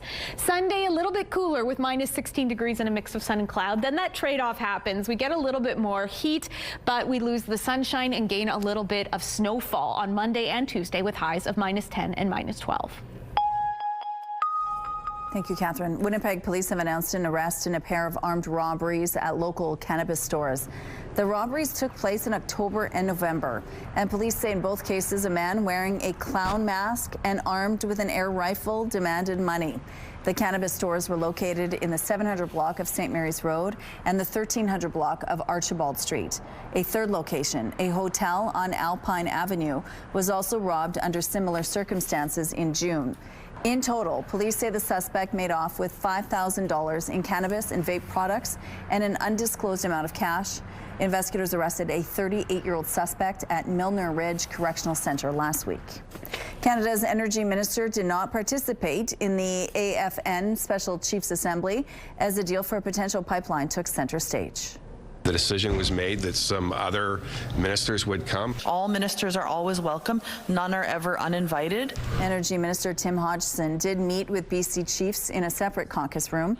He listened to their concerns over a pipeline to the West Coast and afterwards said any major projects, like a pipeline, could only be built with Indigenous consultation. He has committed to going to BC's Northwest Coast to meet with communities and chiefs in the near future. Ottawa Public Safety Minister Gary Ananda Sangri says the federal government is launching a review of Canada's firearms classification, including consultations with Indigenous communities on the SKS rifle. The government has been heavily criticized by gun control advocates for not including the semi-automatic SKS on the list of banned firearms. The SKS is commonly used in Indigenous communities to hunt food, but has also been used in police killings and other high-profile shootings in past years. Vladimir Putin is in India on day 2 of his visit, talking trade and oil. During a joint media briefing, Putin said Russia is ready to provide, quote, uninterrupted shipments of fuel to India. It comes after U.S. President Donald Trump pressured India to stop buying Moscow's oil, and the U.S. hit the country with an additional 25% tariff, arguing it was funding Moscow's war in Ukraine. Putin and Modi also signed new agreements expected to lead to new consulates opening in Russia. Lobster crews in Nova Scotia are boasting some impressive catches just 2 weeks into the season. I've been seeing 6 pounds, 7 pounds, 8 pounds so far already early in the season. Normally I don't see the big guys till later in the season. The size, quality, and quantity is all looking good this season. This boat returned to the wharf in Eastern Passage with about 1,400 pounds of lobster. From here, they will be grouped by weight and quality, but there could be a short pause in the lobster haul with bitter cold and high winds rolling into the area. Some captains plan to keep their boats tied up until the weather clears. Statistics Canada is set to release fresh employment figures for November this morning. A Reuters poll of economists expects the unemployment rate ticked up to 7% last month with a forecast loss of 5,000 jobs. Royal Bank is calling for the unemployment rate to hold steady at 6.9% with flat job growth in November. The labor market has surprised economists recently with a gain of more than 120,000 positions over October and September. RBC economists say the cracks in trade-exposed sectors haven't spread to the wider labor market yet, and hiring demand is stabilizing with a rebound in business confidence late in the year. The November jobs figures will mark the last major data release before the Bank of Canada's final interest rate decision for the year next week. Boston's official Christmas tree is lit up for the season. 3, 2, 1. This year's tree is a 13-meter white spruce from Lunenburg County. For more than 50 years now, Boston's tree was donated from Nova Scotia as a thank you for the city's help after the 1917 Halifax explosion. Nova Scotia Premier Tim Houston was at the ceremony. He was in Massachusetts for trade and energy talks with its governor. It's beautiful. Some road closures to remind you about this morning. All lanes will be closed intermittently on Selkirk between Keewatin to Railway following the rush. The eastbound curb and middle lanes on Marion will be closed between Desmarons to Youville. The northbound curb lane on Vaughan will be closed from Graham to Portage. If you have any other traffic tips or updates to share, text them to us, please, at 10400. And here's a look at your gas prices. The Canadian average is $1.30. The provincial average is lower at $1.20. In Winnipeg, the average is $1.18. And the lowest price in Winnipeg is $1.07. All this information is on GasBuddy.com. The Price at the Pump is brought to you by the Kidney Foundation. Help by donating your car today. Right now, we're sitting at minus 13 with the wind chill. It feels like minus 19, and there's a light dusting of snow happening right now. We'll be back after this short break. Your Morning Winnipeg. Coffee is brought to you by Robin's Donuts, your favorite stop.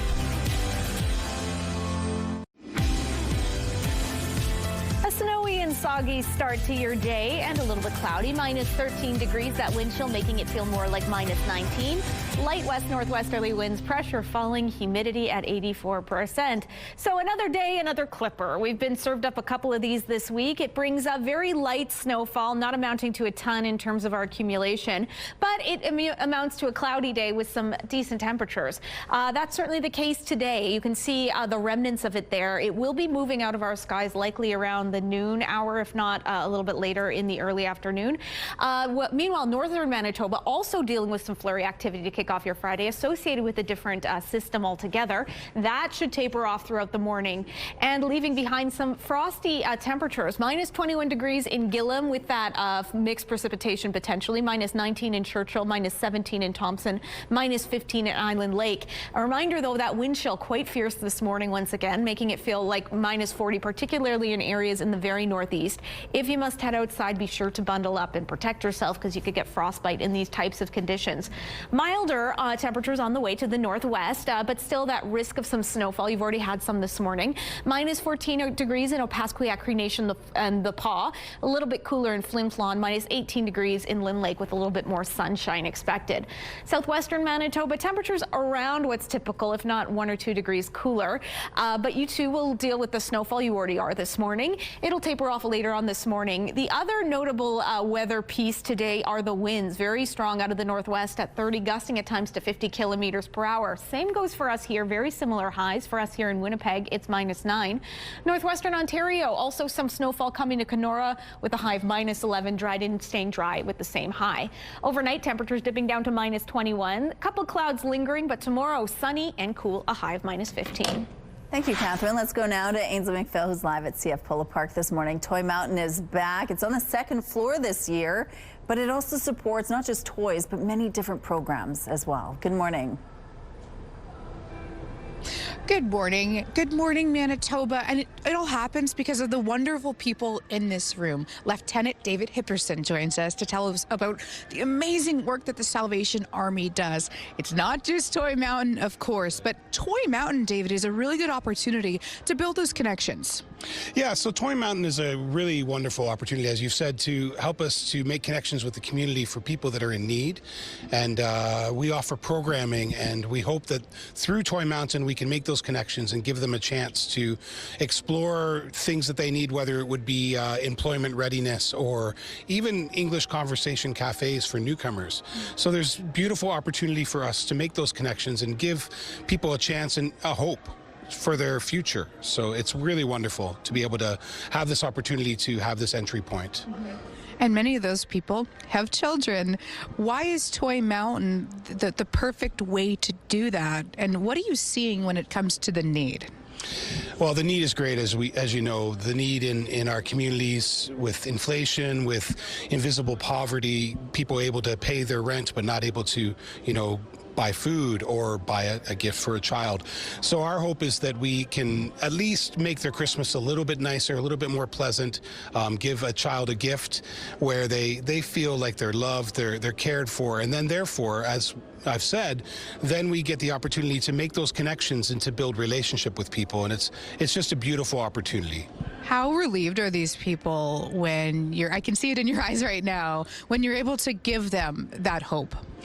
Yeah, there's really a beautiful effect that happens because over our time, children and parents, they come and as you know, some of them are not happy to have to come and ask for help. And when we give that help and we reassure them that, it's okay, we're here to help, that there is a real relief, there is a real peace that comes upon them to know that there's help out there and that they can be provided for. Is there anything else you want people to know while you guys are here? I just think that the Salvation Army, we are called to give back to our communities and to be a transforming influence and to share, the love that we have. So I just hope and pray that people understand that we are trying to give back as best we can. And I pray that people want to give back as well. This is the most Winnipeg thing ever. We're having such a heartfelt interview. It's so important. Thank you so much. And we've got Dancing Gabe here with a little cameo. We got more throughout the morning. Thank you, Ainsley. Well, the City of Ottawa has installed an oversized pedestrian button at a crosswalk in its West End. CTV's Peter Sperling has more on how the button came to be and why. At first glance, its size, a unique feature. Larger than what you would typically see at a crosswalk. But for those who cross this section of Centrepoint Drive, like Sir Guy Carleton Secondary School student Ashley, it's easier to push the button for us to cross. The oversized button is a welcomed improvement for everyone, including Amina. Great. The button sticks out about a foot, lining up with the curb. When you look at it, it makes a lot of sense. The idea born out of a City of Ottawa workshop with students this fall on how to safely use a crosswalk. It was very clear as they were working and teaching the students and reviewing how to use the crosswalk that the middle section of the crosswalk was not accessible because there's a lip and a curb. The people that were running it had noticed a lot of our kids had to reach quite a distance to press the button. It just wasn't the most accessible spot for everybody. The solution? Extend the button out. So just in case that they're by themselves and trying to access the push button, we want to make sure that is something that they can do it by themselves without assistance from somebody else. It's a great idea to try and make sure that everybody's getting all the way across. The area councillor says everyone benefits. We have students and seniors that cross here regularly.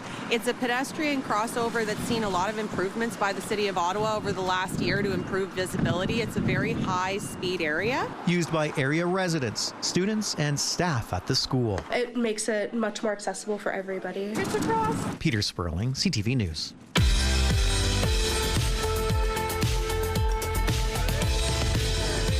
Let's see who's celebrating a milestone today. Happy 11th birthday, Peyton. Mom, Dad, and Madison send their love and hope your day is as special as you are.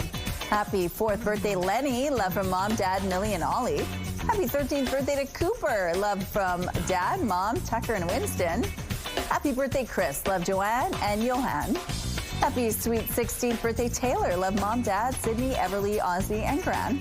Fun Faye Jasmine. Love Grandma, Grandpa, and all your family.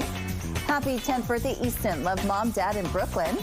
And a happy birthday, Tiana. Love Mom and Dad, Grandma Val, and Papa Pete and Auntie Bush. To submit your milestone, visit our website, ctvnewswinnipeg.ca, and fill out the form at least 2 days in advance. It'll also enter you into our monthly contest for a chance to win a $100 gift certificate to Party Stuff. Milestones is brought to you by Party Stuff. 3 Winnipeg locations and at partystuff.ca. Weather brought to you by Blinds Are Beautiful, helping your home get holiday ready with blinds from Hunter Douglas. Some light snowfall this hour in Winnipeg. We're going to be eventually getting up to a high of -9 degrees, a hair cooler than what's typical, and cooler than what we saw last year, but well off that record set in all the way back in 1939. Yes, our temperature's not terrible, around what's seasonal, as you saw. We're starting off with some less chilly wind chills as well, which is great news because it was rather unpleasant to kick off the day yesterday.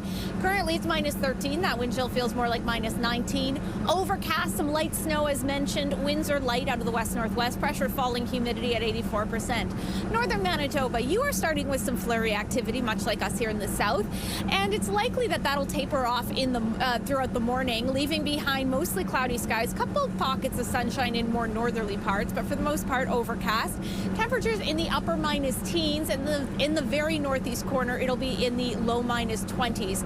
The wind chill too quite fierce this morning, feeling more like -35 degrees at times. Winds very strong out of the northwest at 30 to 50 kilometers per hour.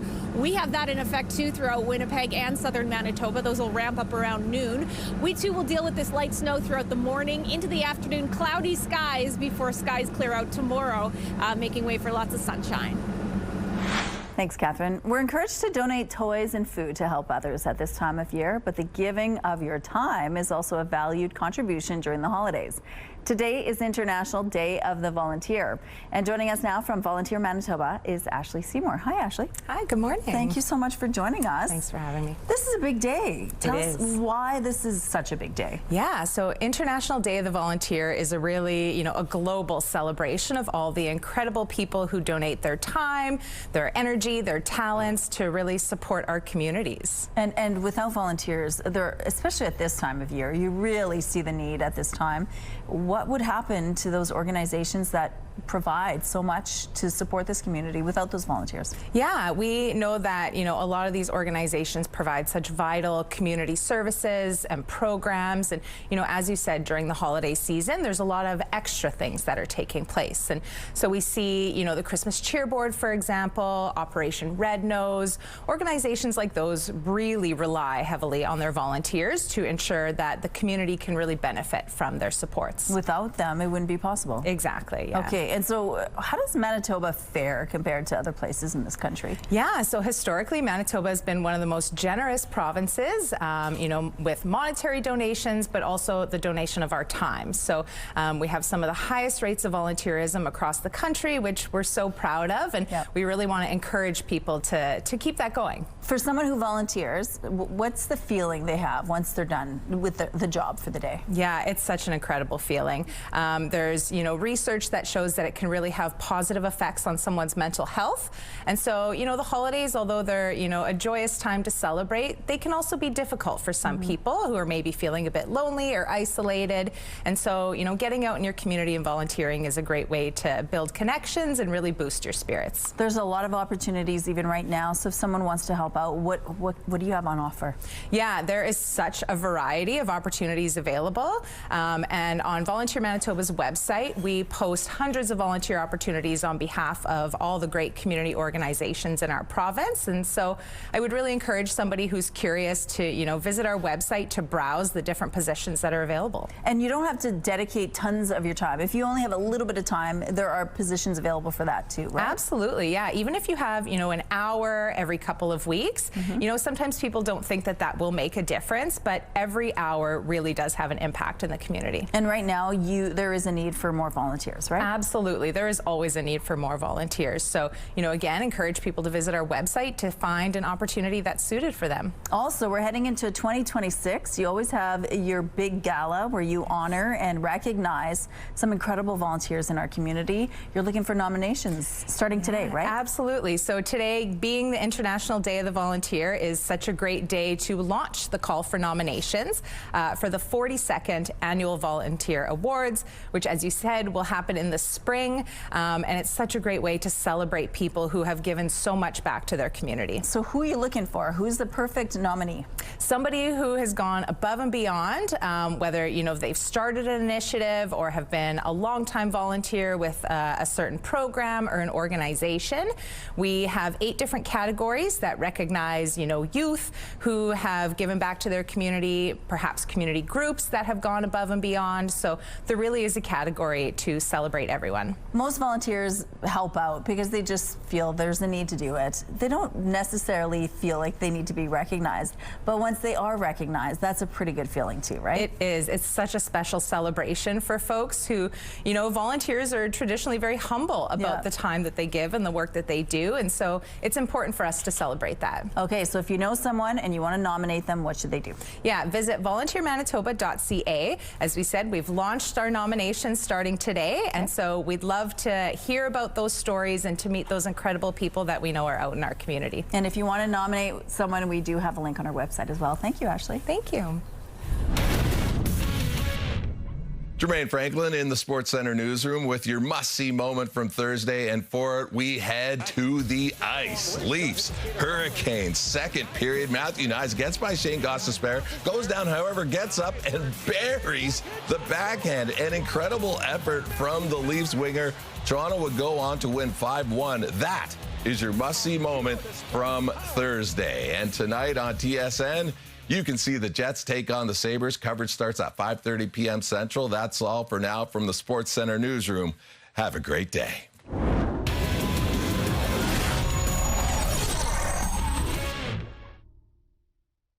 The TSN Must-See Moment is brought to you by Super Blinds, helping your home get holiday ready with Blinds by Hunter Douglas.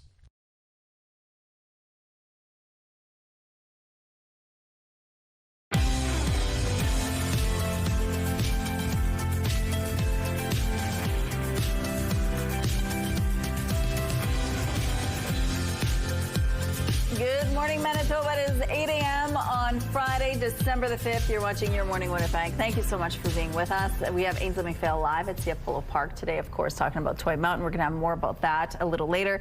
But MTYP's The Lightning Thief is also its holiday treat this season. So we're going to find out more about that show.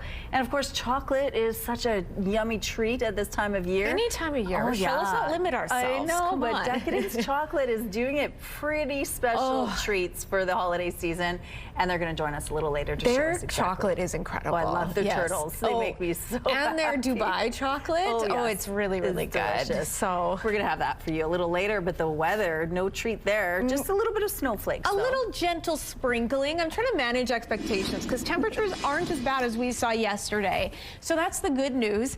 But the maybe bad news, if you're not a fan of the precipitation, we've got that light snowfall. It's kind of been dogging us through a series of clippers over the last couple of days. It's minus 13 degrees. Our wind chill feeling more like minus 19. That's much improved from yesterday, about 10 degrees warmer, in fact.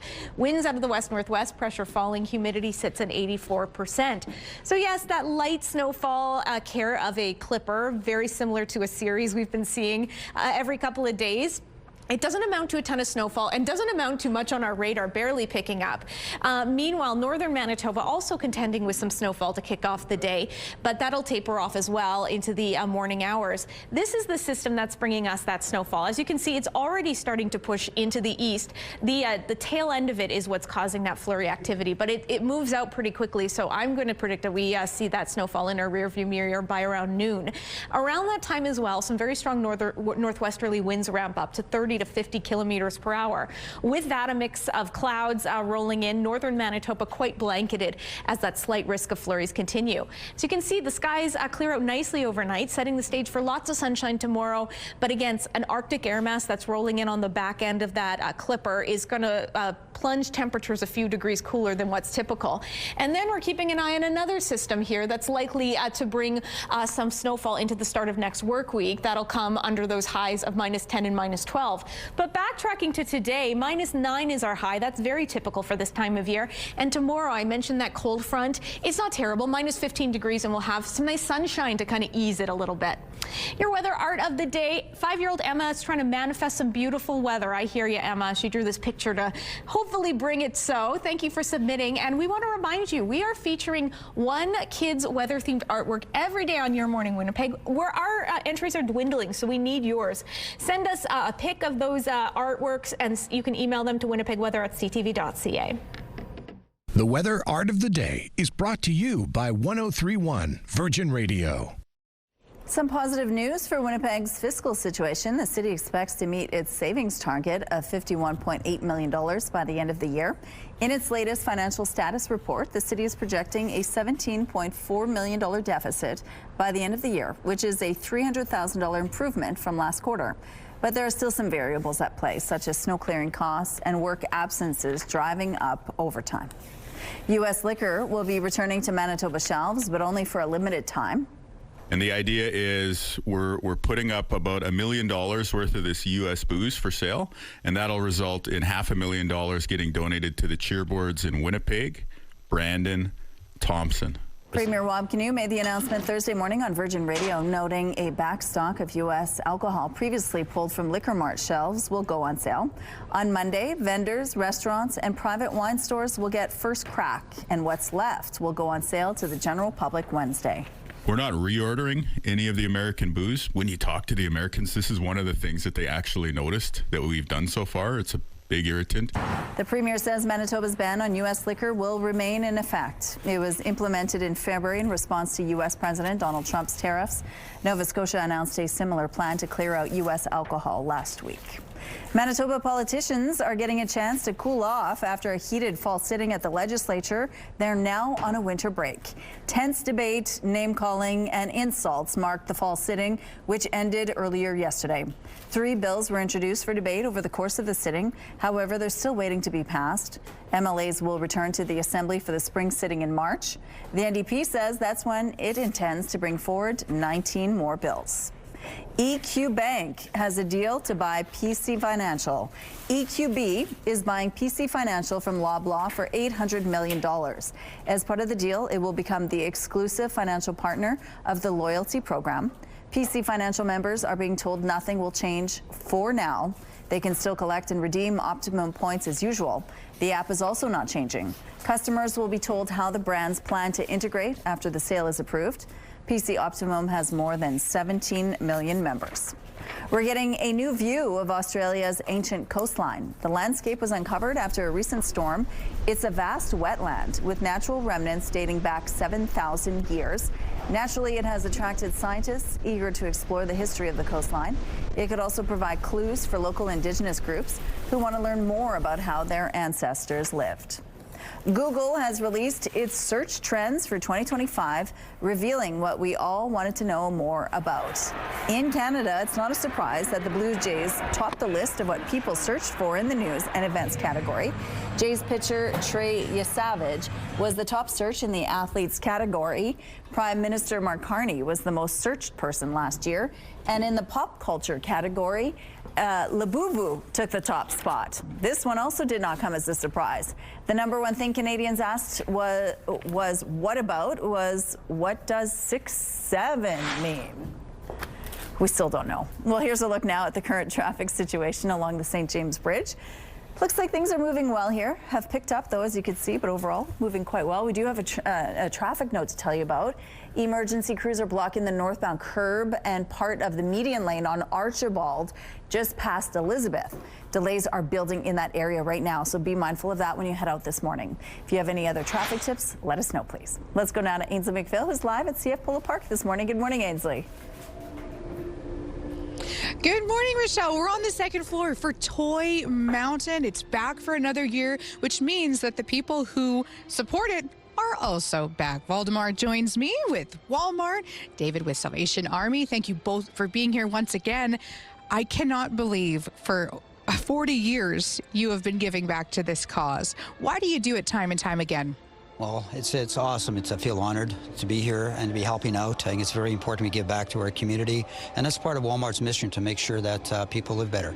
So we want to give back, and this is that time, especially this time, because this is the time of giving. It's a season of giving right now, and we would like to see all the children have a happy holidays. And speaking of, when it comes to that giving, you're going to be doing just that right now. You're making a check presentation. Let's show our audience too. Yeah, and what the check is about is from all our associates in Manitoba, okay? And the check is for Salvation Army for $10,000. If there was a whole audience here, I would get everybody to clap. It's an empty shopping mall, so I think at home you guys are having a smile on your face. You said it's from the associates too, so this is a collective. Let's talk about what it means to bring community together in order to do that giving back that you mentioned. Well, it's so very, very important, especially in these times. Some families are struggling, and we're just honored to be here today. I'm honored on behalf of Walmart to be here today, and it's for Salvation Army and CTV Toy Mountain. The job that they all do to distribute the toys in these challenging times for families that are struggling, and we're very, very honored to be here.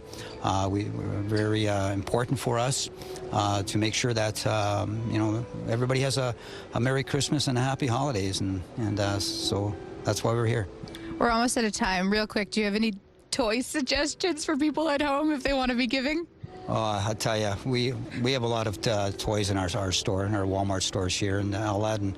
It's just whatever anybody can give. An unwrapped toy into Toy Mountain, that's the most important thing.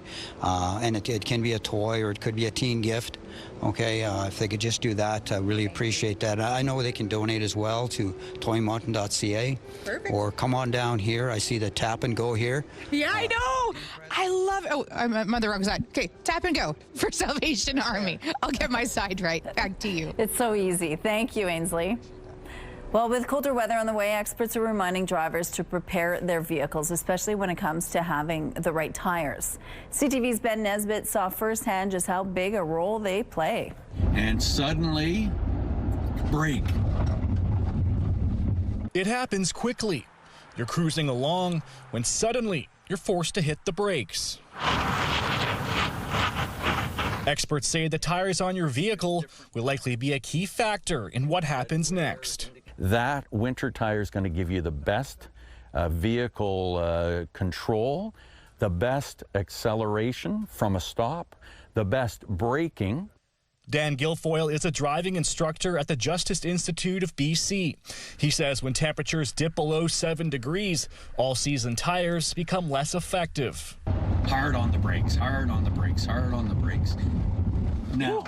Wednesday, he gave us a chance to test this out, putting us through a series of maneuvers on the track. First, in a vehicle with all-season tires, then another with winters. A lot of people run with the all-seasons, the mud and snows. They are not going to have the same vehicle control. We also tested out bringing the vehicle to a stop from 50 and 60 kilometers an hour. The difference was more than a car's length. That speed is going to be the difference between stopping before an accident or actually colliding with the vehicle ahead of you. As winter sets in, drivers are reminded to slow down, prepare their vehicles, and follow speed limits so everyone makes it home safely. Ben Nesbitt, CTV News, Pitt Meadows. The Bathfitter Live Eye is brought to you by Bathfitter, your bath and shower experts for more than 40 years. Yes, drivers hitting the road today are encountering a little bit of light snowfall in Winnipeg. It's minus 13 degrees with that wind chill feels more like minus 18, so give your vehicle a bit of time to warm up. Winds are out of the west, light at 10 kilometers per hour. Pressure falling, humidity sits at 84%. We're dealing with some temperatures that are much more manageable than what we saw yesterday. While the mercury might not look a ton different, our wind chill is not as fierce. Temperatures starting off in Morden and Winkler at -9, -8 in Brandon and Dauphin for that matter, -11 in Swan River. temperature. Northern Manitoba, cooler, particularly in the northeast, even though it says -20 in Churchill. The wind chill will make it feel upwards of -30 to -35 degrees this morning. So again, really bundle up if you're heading outside. Those temperatures are not to be messed with. In terms of our sky conditions, you saw the clouds, you saw the light snowfall. That's care of this clipper here. We've had a number of them this week. It's going to be tapering off a little later on today, but you still need to dress the kids for those conditions. -14 under that light snowfall as they get to class. -11, still likely some precipitation falling as they take lunch. And heading home, mostly cloudy skies, temperatures a little bit warmer at -10. We'll get a touch warmer from there, -9 degrees, which is a similar high for this time of year. We'll see those flurries taper off into the morning hours, maybe early afternoon, and those strong northwesterly winds will persist overnight before tomorrow we get a bit of a cool down with lots of sunshine. We're taking a break, but wow, do we have a treat for our chocolate lovers in the audience. Decadence Chocolates joins us next.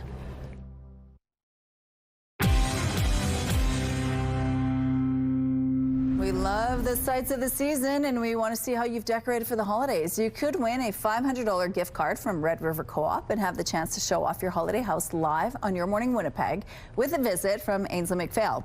To enter, head to our contest page at ctvwinnipeg.ca, fill out the form, and submit some pictures. Netflix has won the battle for Warner Brothers after entering exclusive negotiations. It was announced this morning that it has bought Warner, including its film and television studios, HBO Max and HBO, for $27.75 a WBD share with an enterprise value of $82.7 billion US. The deal comes after Paramount had sought to buy the entire company, including cable networks such as CNN, TNT, and TBS, while Comcast was pursuing the studios and HBO Max streaming business. What makes this interesting is that Netflix makes movies to drive subscriptions.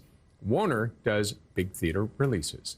Industry Minister Melanie Joly says Canada is serving Stellantis a notice of default after the automaker shifted some of its production to the United States. Quote, "We will stand firm for the sake of our workers, our industries, and our nation, because defending these jobs means defending Canada's economic backbone and the livelihood of countless families." Joly telling the International Trade Committee in Ottawa on Thursday. Now, Stellantis announced in October it was moving planned production of its Jeep Compass from Brampton, Ontario to Illinois. Those are your morning business headlines. For B&M Bloomberg, I'm Roger Peterson. Chocolate is a staple during the holidays. Whether you're into milk, dark, or even white chocolate, Decadence Chocolates on Sherbrooke has many options for you at this time of year. Joining us now is the owner of Decadence Chocolates, Helen Staines. Good morning, Helen. Good morning. It's good to see you. You brought everything this morning, it seems. Not quite everything, but a good range. What is it about chocolate in the holidays that they just go hand in hand? They do. It's just so decadent. It's the perfect gift. 99% of people love chocolate. I do get some who come in who say they're not fans, but 99% of people love chocolate, so it's a great gift to give. And it's also a really great way to spur some memories. Do you have any holiday memories that spring forth for yourself? English chocolate's very different from North American chocolate. Okay. So we always grew up with something, a chocolate stocking. So it was a stocking shape filled with full-size chocolate bars. Really? That you could get to enjoy over the holiday season. So it makes you feel like a kid again. Oh, always. Okay, and then this is a really great time for gathering, obviously. You have so many great ideas for hostess gifts. Or if you want to do something fun with the kids, you have a lot of ideas for that as well. Yeah. What did you bring this morning? So if we start over on this side, we have our chocolate elf or gnome. This one here? Yeah, we have penguins. We have a Santa who's in a chimney. Our hot chocolate bombs, always popular. Some chocolate trees that we've coloured this year. They're so cute. They are a little cute one.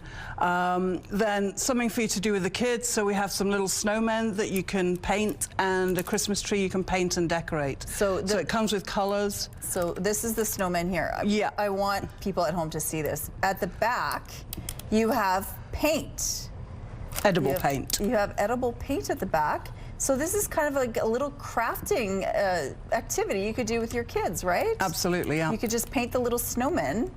That is adorable. And then you get to eat your artwork afterwards. This is also a great gift for a hostess gift, perhaps, if someone who has kids, that they can do something during the holidays together. You betcha. Okay, what else do you have here? So we've turned the viral Dubai bar into a Christmas tree. This is this one at the front there. Yeah, we have. I'm just going to lift it so you got people it. can see it right there. It's gorgeous. Okay, and then a selection box, a Christmas tree that has ornaments on it. These are all like little chocolate ornaments? This tree here has ornaments, chocolate ornaments sort of attached to it. Oh my gosh, isn't that adorable?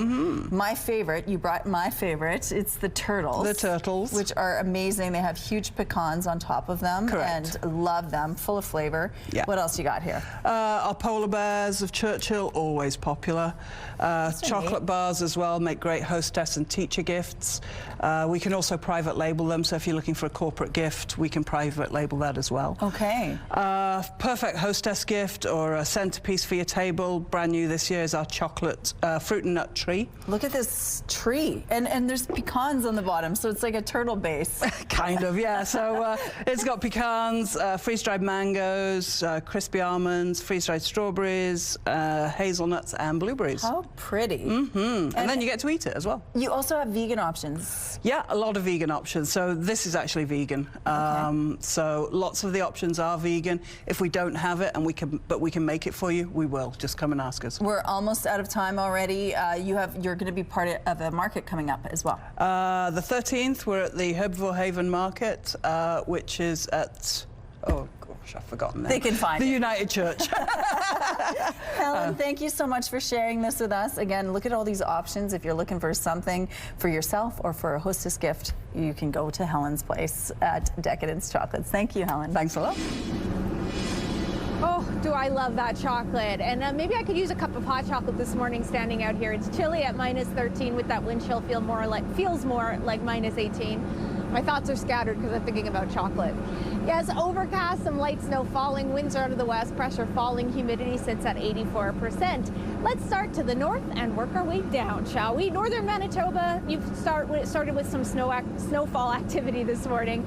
Temperatures there quite cool with the wind chill, feeling upwards of -30, particularly frosty in areas of the northeast. The snowfall will taper off. You do have a slight risk of it returning throughout the day off and on, but likely it'll be cloudy and cool with highs into the upper -teens. And again, in that northeast corner, the low -20s. Northwest winds will be strong, as it will be for us here in southern Manitoba. We're talking about gusts of 30 to 50 kilometers per hour. They're ramping us up for us here in Winnipeg around noon. We're going to be dealing with light snowfall through much of the morning, potentially a bit of the afternoon. Highs across southern Manitoba in the upper single digits. For Winnipeg, that's -9 degrees. And those northwesterly winds will continue overnight, tapering off into tomorrow, but that's coincidentally also when our temperatures take a bit of a dip. -16 under plenty of sunshine tomorrow, and getting a bit cooler into Sunday. Your Skywatch picture of the day taken by Maria near Riding Mountain National Park. Stunning shot there of that stag. Thanks for sending that in, and keep those weather pictures coming to winnipegweather@ctv.ca. Weather is brought to you by ABC Fire and Safety, your CO2 refill store.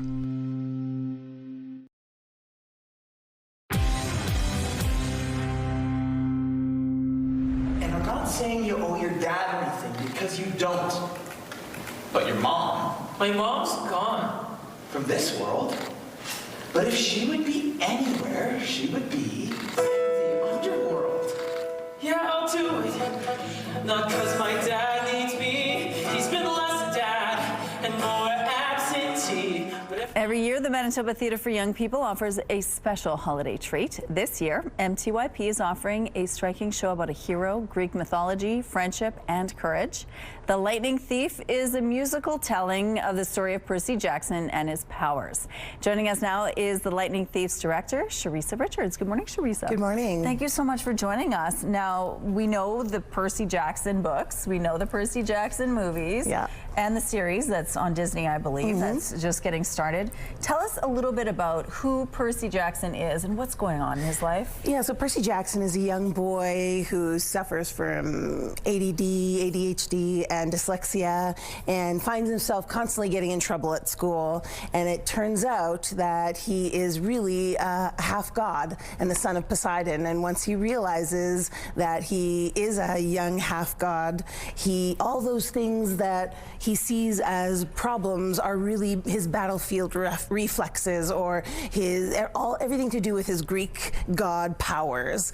And what in his mortal world, what feels like a burden is really all of his magical powers that he discovers and helps him along his quest. It's really a great message for those who are living with ADHD, isn't it? Yeah. Okay, let's talk a little bit about why this show is a really great holiday treat for this time of year for NTYP. It's such a beautiful story, and it's so well known and beloved. It's a real cult classic amongst the young audience book series, and there's beautiful singing and dancing. The acting is incredible. These talented actors are so beautiful. It's been such a joy to be working with them. We've got beautiful puppets, there's lights, there's sound. It's just, the music is infectious, and so it's like a little young audience rock opera. Okay, so that's why it's so special at this time of year. Yeah. How do you take a story like Percy Jackson and then turn it into a musical? What are the challenges there?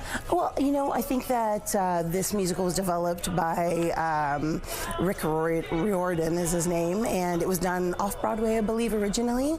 And they basically took the story of Percy Jackson from the novels and turned it into a musical. And it's a lot of stories are turned into musicals, and you take the essence of what is in the story. And the rule with musicals is when you can't when you can no longer speak, you sing. When you can no longer sing, you dance. And I think it's a really beautiful expression of bringing this story to life in a way that we hear music and dancing and singing and acting, and it's just gorgeous. It's such a perfect fit for the holidays, as you mentioned, and it's also great for families to sort of enjoy during the holidays. What do you want families to know about that? I think it's beautiful for families to come and be enamored with the puppets, enamored with the singing and dancing, and the beautiful, heartwarming story of Percy and his struggles and the adventure he goes on. It's such a true, beautiful story of friendship and adventure. These three best friends go on a quest of adventure, and we get to follow them along their path as they come up against monsters and oracles and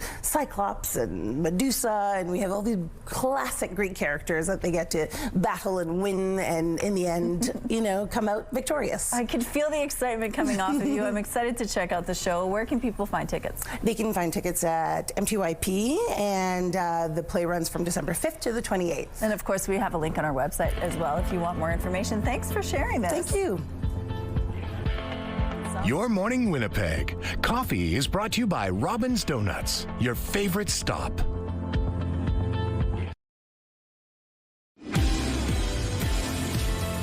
Cloudy, cool, and a little bit snowy out there in Winnipeg. Minus 13 degrees, that wind chill, making it feel more like minus 18. Winds are light, pressure falling, humidity sits at 84%.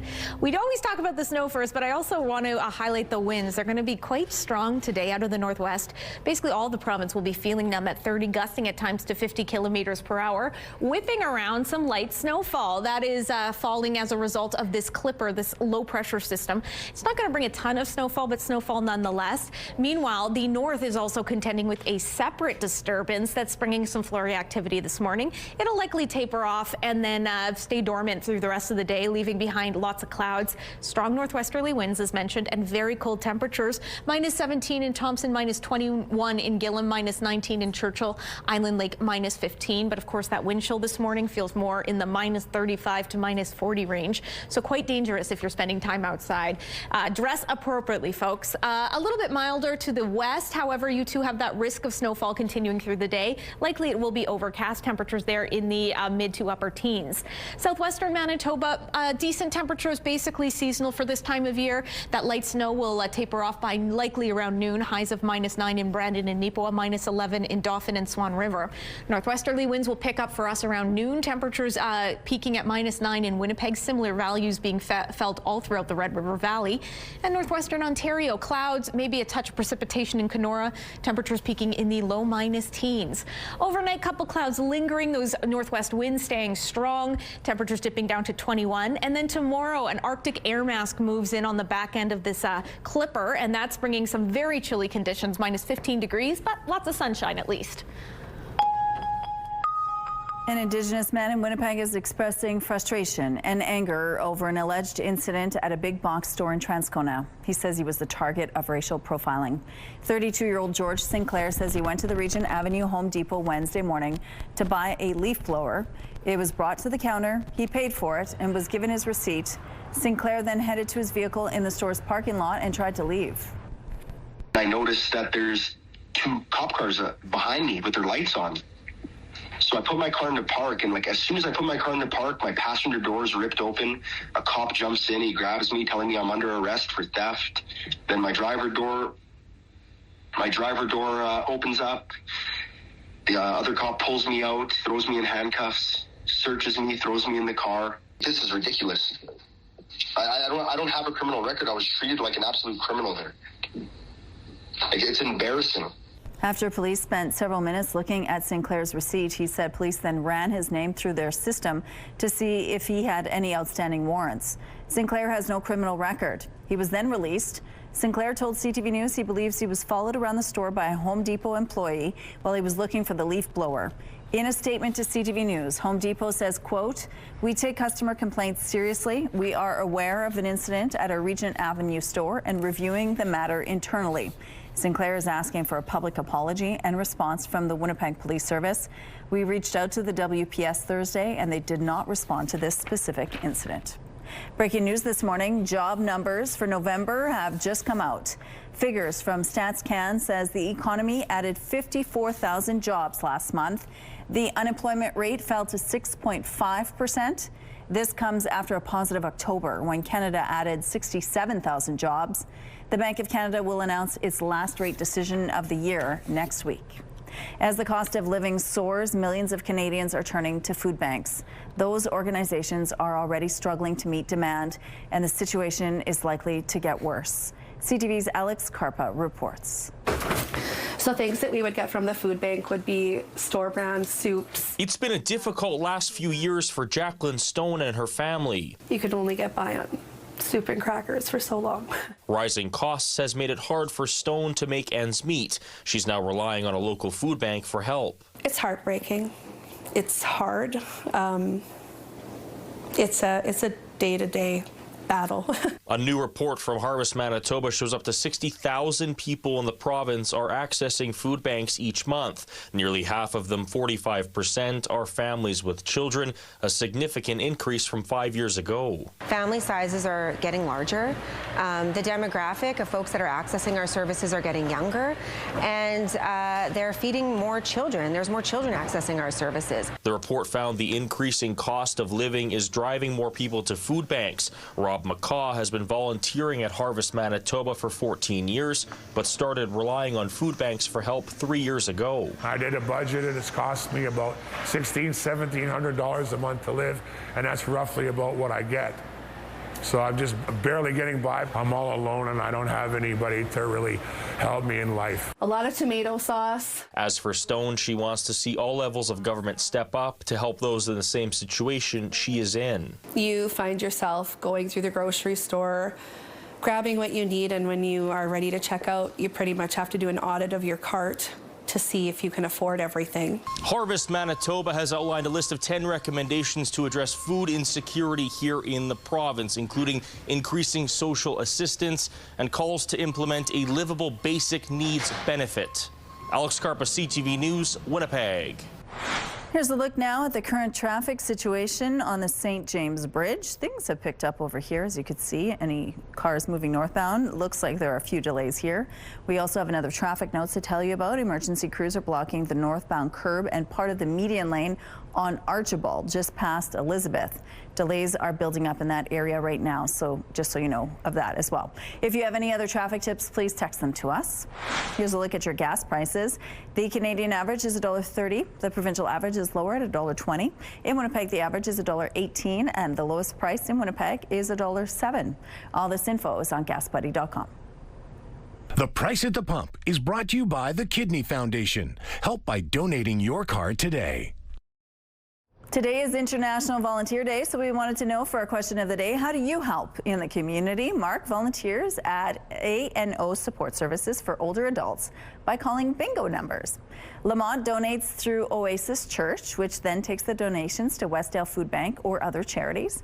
Jake blows his neighbors' driveways when it snows because they don't have snowblowers. Marlene donates time and money to adults with mental health challenges. Thank you so much for your responses. Let's go now to Ainsley McPhail, who's live at CF Polo Park this morning. Good morning. Toy Mountain is back, and things are going to kick off at about 10 o'clock this morning. Yeah, I understand the radio folks are going to be here. Lots of people building that mountain. There's 5 locations you can drop off as well. Kristen is joining me once again to tell us all about it. And first things first, before we get to all those logistical things, you look fantastic. Tell us about the fit. Well, thank you so much. This is our race shirt for our Santa Shuffle. So the Santa Shuffle is a fun run that's actually happening tomorrow, and it's the 35th anniversary. So this started as a small run fundraiser in Edmonton, and now it happens in cities all across Canada at the exact same time. So if we have any runners watching, you're welcome to come and join us tomorrow. It's taking place at Heritage Park Temple. It's a fundraiser for the Salvation Army and the great things that they do in the St. James Assiniboia area, particularly their summer kids camps. We're starting at 10 a.m. tomorrow. Yeah, and people get really decked out too. That's what I wanted to ask. Next, when it comes to the location, there's a couple minor changes. Absolutely. So new this year, for anybody that might be watching that's coming down to pick up toys, we would usually do that at our Weedema location on Logan Avenue. But this year, we're in a brand new space, 270 Osborne South. Okay, and when it comes to donations themselves, I see lots of variety behind us. What are you recommending? So anything toys for those older kids, like they're in that weird in-between age, right? You can't just buy them all video games. Sports equipment is really great. We're really big on things that families can do together. So puzzles or board games, things of the like, and stuff for babies as well. Mm-hmm. And 10 o'clock today, we're going to have some people as well from Bounce and Virgin, some other CTV folks popping by throughout the weekend. Tell us about the atmosphere if you're coming to the mall and what recommendations you have. It's so joyous, it's so hopeful, and one of my favorite things to see is when families come together to drop off a toy. When parents are teaching their kids about the importance of giving back. That's what really warms my heart, and that's what I really love to see. And we invite anybody who's able to come down to the mall this weekend, but if not, you can find alternate drop-off locations that are convenient at toymountain.ca. Awesome. I really encourage people to do that. The need is greater than ever. Thank you so much for watching this morning. We'll see you again on Monday. Thank you, Ainsley. And Catherine, I'm going to be there at noon today. You're going to be there tomorrow. At noon, yeah. So head on down, give if you can, and come say hi. It's always such a fun atmosphere. It is. Yes, and you know what? Mother Nature is giving in her way today, as she does to Manitoba this time of year. It comes in the form of flurries. It comes in the form of temperatures at minus 13 degrees. That wind chill, though, giving even more cold at minus 18. Winds are light. Pressure is falling. Humidity at 84%. And yes, our Mother Nature is also going to be very generous with the winds today. Very strong gusts expected out of the northwest at 30 to 50 kilometers per hour. That's going to impact us, likely ramping up around noon. Temperatures throughout southern Manitoba will be in the upper minus single digits. Winnipeg, that's minus 9. We'll deal with this light snowfall off and on throughout the morning. It'll likely taper off by early afternoon. This is one of those very weak little clippers. We've had a series this week to contend with, but they don't amount to a ton of snow. Northern Manitoba's also had a snowy start to your day. It's likely to taper off and leave behind clouds. Cool temperatures in the mid to upper minus teens, but some colder air expected in the northeast, so temperatures there could exceed minus 20. Meanwhile, a cold air mass coming on the back end of this current clipper that's bringing the snowfall will plunge our temperatures a little bit further tomorrow, driving some of the coldest values we've seen in a little bit of time. Minus 16 degrees in Winnipeg, but we'll have some sunshine, and a little bit cooler on Sunday, a high of minus 17 under a mix of sun and cloud. I'm going to go warm up, but stay with us. We've got so much more Your Morning Winnipeg still to come on this Friday. Weather is brought to you by Canadian Footwear, helping you find the perfect fit. When you give a child a winter coat, you give them the means to go to school on a cold day, a chance to play outside, because no child should be freezing cold. Donate to Coats for Kids, proudly sponsored by United Way Winnipeg and CTV. As the cold temperatures begin to grip Canada, a warning from police that the ice on waterways is not as safe as it looks. CTV's Tyler Fleming reports.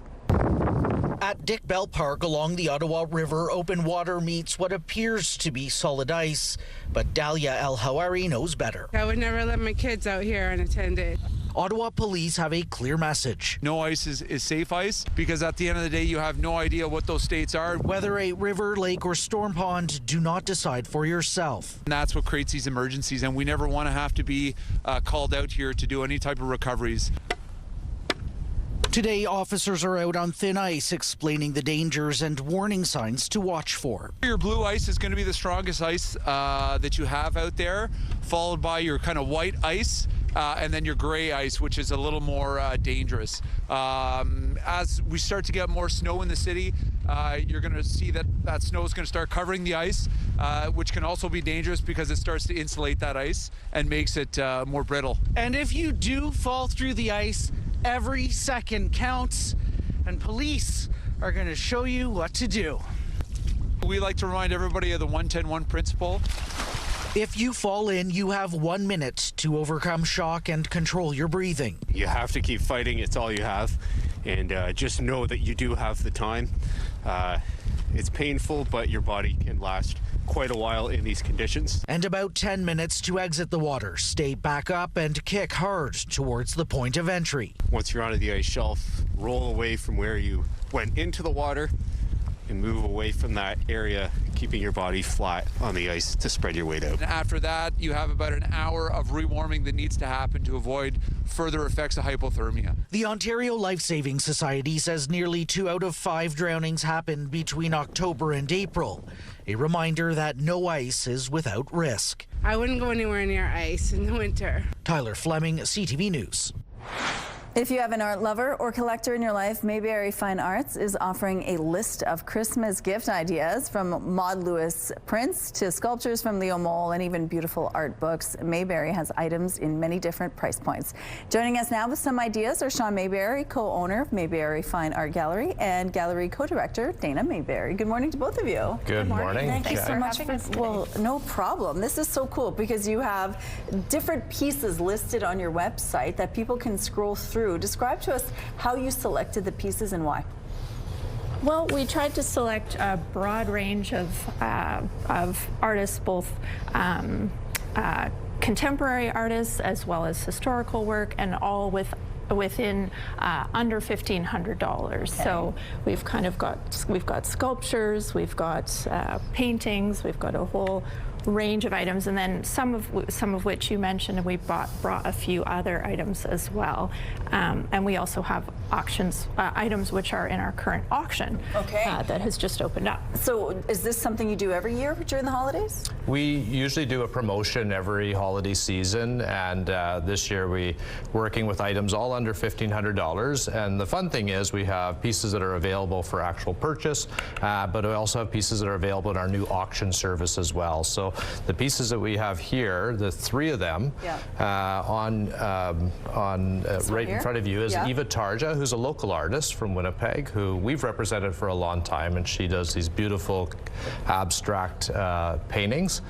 This piece is $1,200. This is, like, the detail is incredible. I love the color as well. Yeah. What sets this apart from other pieces? Well, she uses this extremely detailed pointillist style, which is very unique to her, and she's beautifully consistent with them. You can spot one of her works from a mile away. If you go to someone's house, you'll know that's an Eva Tarja. So that is so cool. She's a fan favorite, I would say, for sure, with the gallery. Imagine opening this for Christmas morning. That would be incredible. Yeah, it's a beauty. Okay, and what else do you have here? Floyd Elzinga is the sculptor of the pine cone, and this is made out of Corten steel. He's an artist from the St. Catharines area of Ontario. He produces sculpture in a whole variety of sizes, and the cone is $600. That is incredible. And what makes him stand out as well as a Canadian artist? I think he's really creative with the use of material, like the use of different metals and steel. He welds all his own work, and he creates them in a whole variety of different scales. The nice thing about them is they can we go indoors or outdoors. Yeah, cool. like large monumental scale outdoor pieces he does as well, often in the pine cone sort of, sort of one of his. Beautiful. Yeah. Okay, that would look good in a box under my tree. Yes. Okay, what about this piece here? This is Holly Dearland, who's an Alberta artist that we've started to work with over the last couple of years, and she does these big, beautiful sort of panoramic landscapes, paintings that are focused a lot on the western landscape around Alberta. We love her kind of impressionistic approach to painting. Okay, and then moving on to the next piece here, which is gorgeous. So these two pieces are featured in our current auction. So the auction just opened yesterday, and it begins to close at 7 p.m. on December 18th. So just in time for pickup before Christmas if anyone's Christmas shopping. And this is Jacob a lovely. Urquhart. Both of these pieces actually come from the Jerry Littman collection, and we've been representing the Littman estate for the last number of years. The Jacob Urquhart was an Inuit sculptor. He was from Arviat, and his work is quite different for a lot of the artists that worked in that region. And Jerry collected it in the 1980s. We're almost out of time already. Right. This is Josh Kakagamic, who is a woodlands artist from Red Lake, Ontario. Again, beautiful pieces. If you want more information on this sale, we have a link on our website. Thank you to both of you. Perfect. Thank you. I hope Rochelle's husband was listening, because she has her eye on a couple of those pieces. They'd make for great presents. Hint, hint. Currently, it's looking rather blue out there if we're going to get into the art eye here. Minus 13 degrees, that wind chill feeling closer to minus 18. Some flurry activity, and actually it's picked up quite considerably since I was last on the rooftop even 10 minutes ago. Light winds, barometric pressure falling, humidity sitting at 84%. So this is that system that's encroaching upon us. It's likely to track out of our region later on today. With it, some very strong northwesterly winds at 30, gusting at times to 50 kilometers per hour. A high of 9 degrees. It's a little bit cooler than what's expected for this time of year, but basically a wash.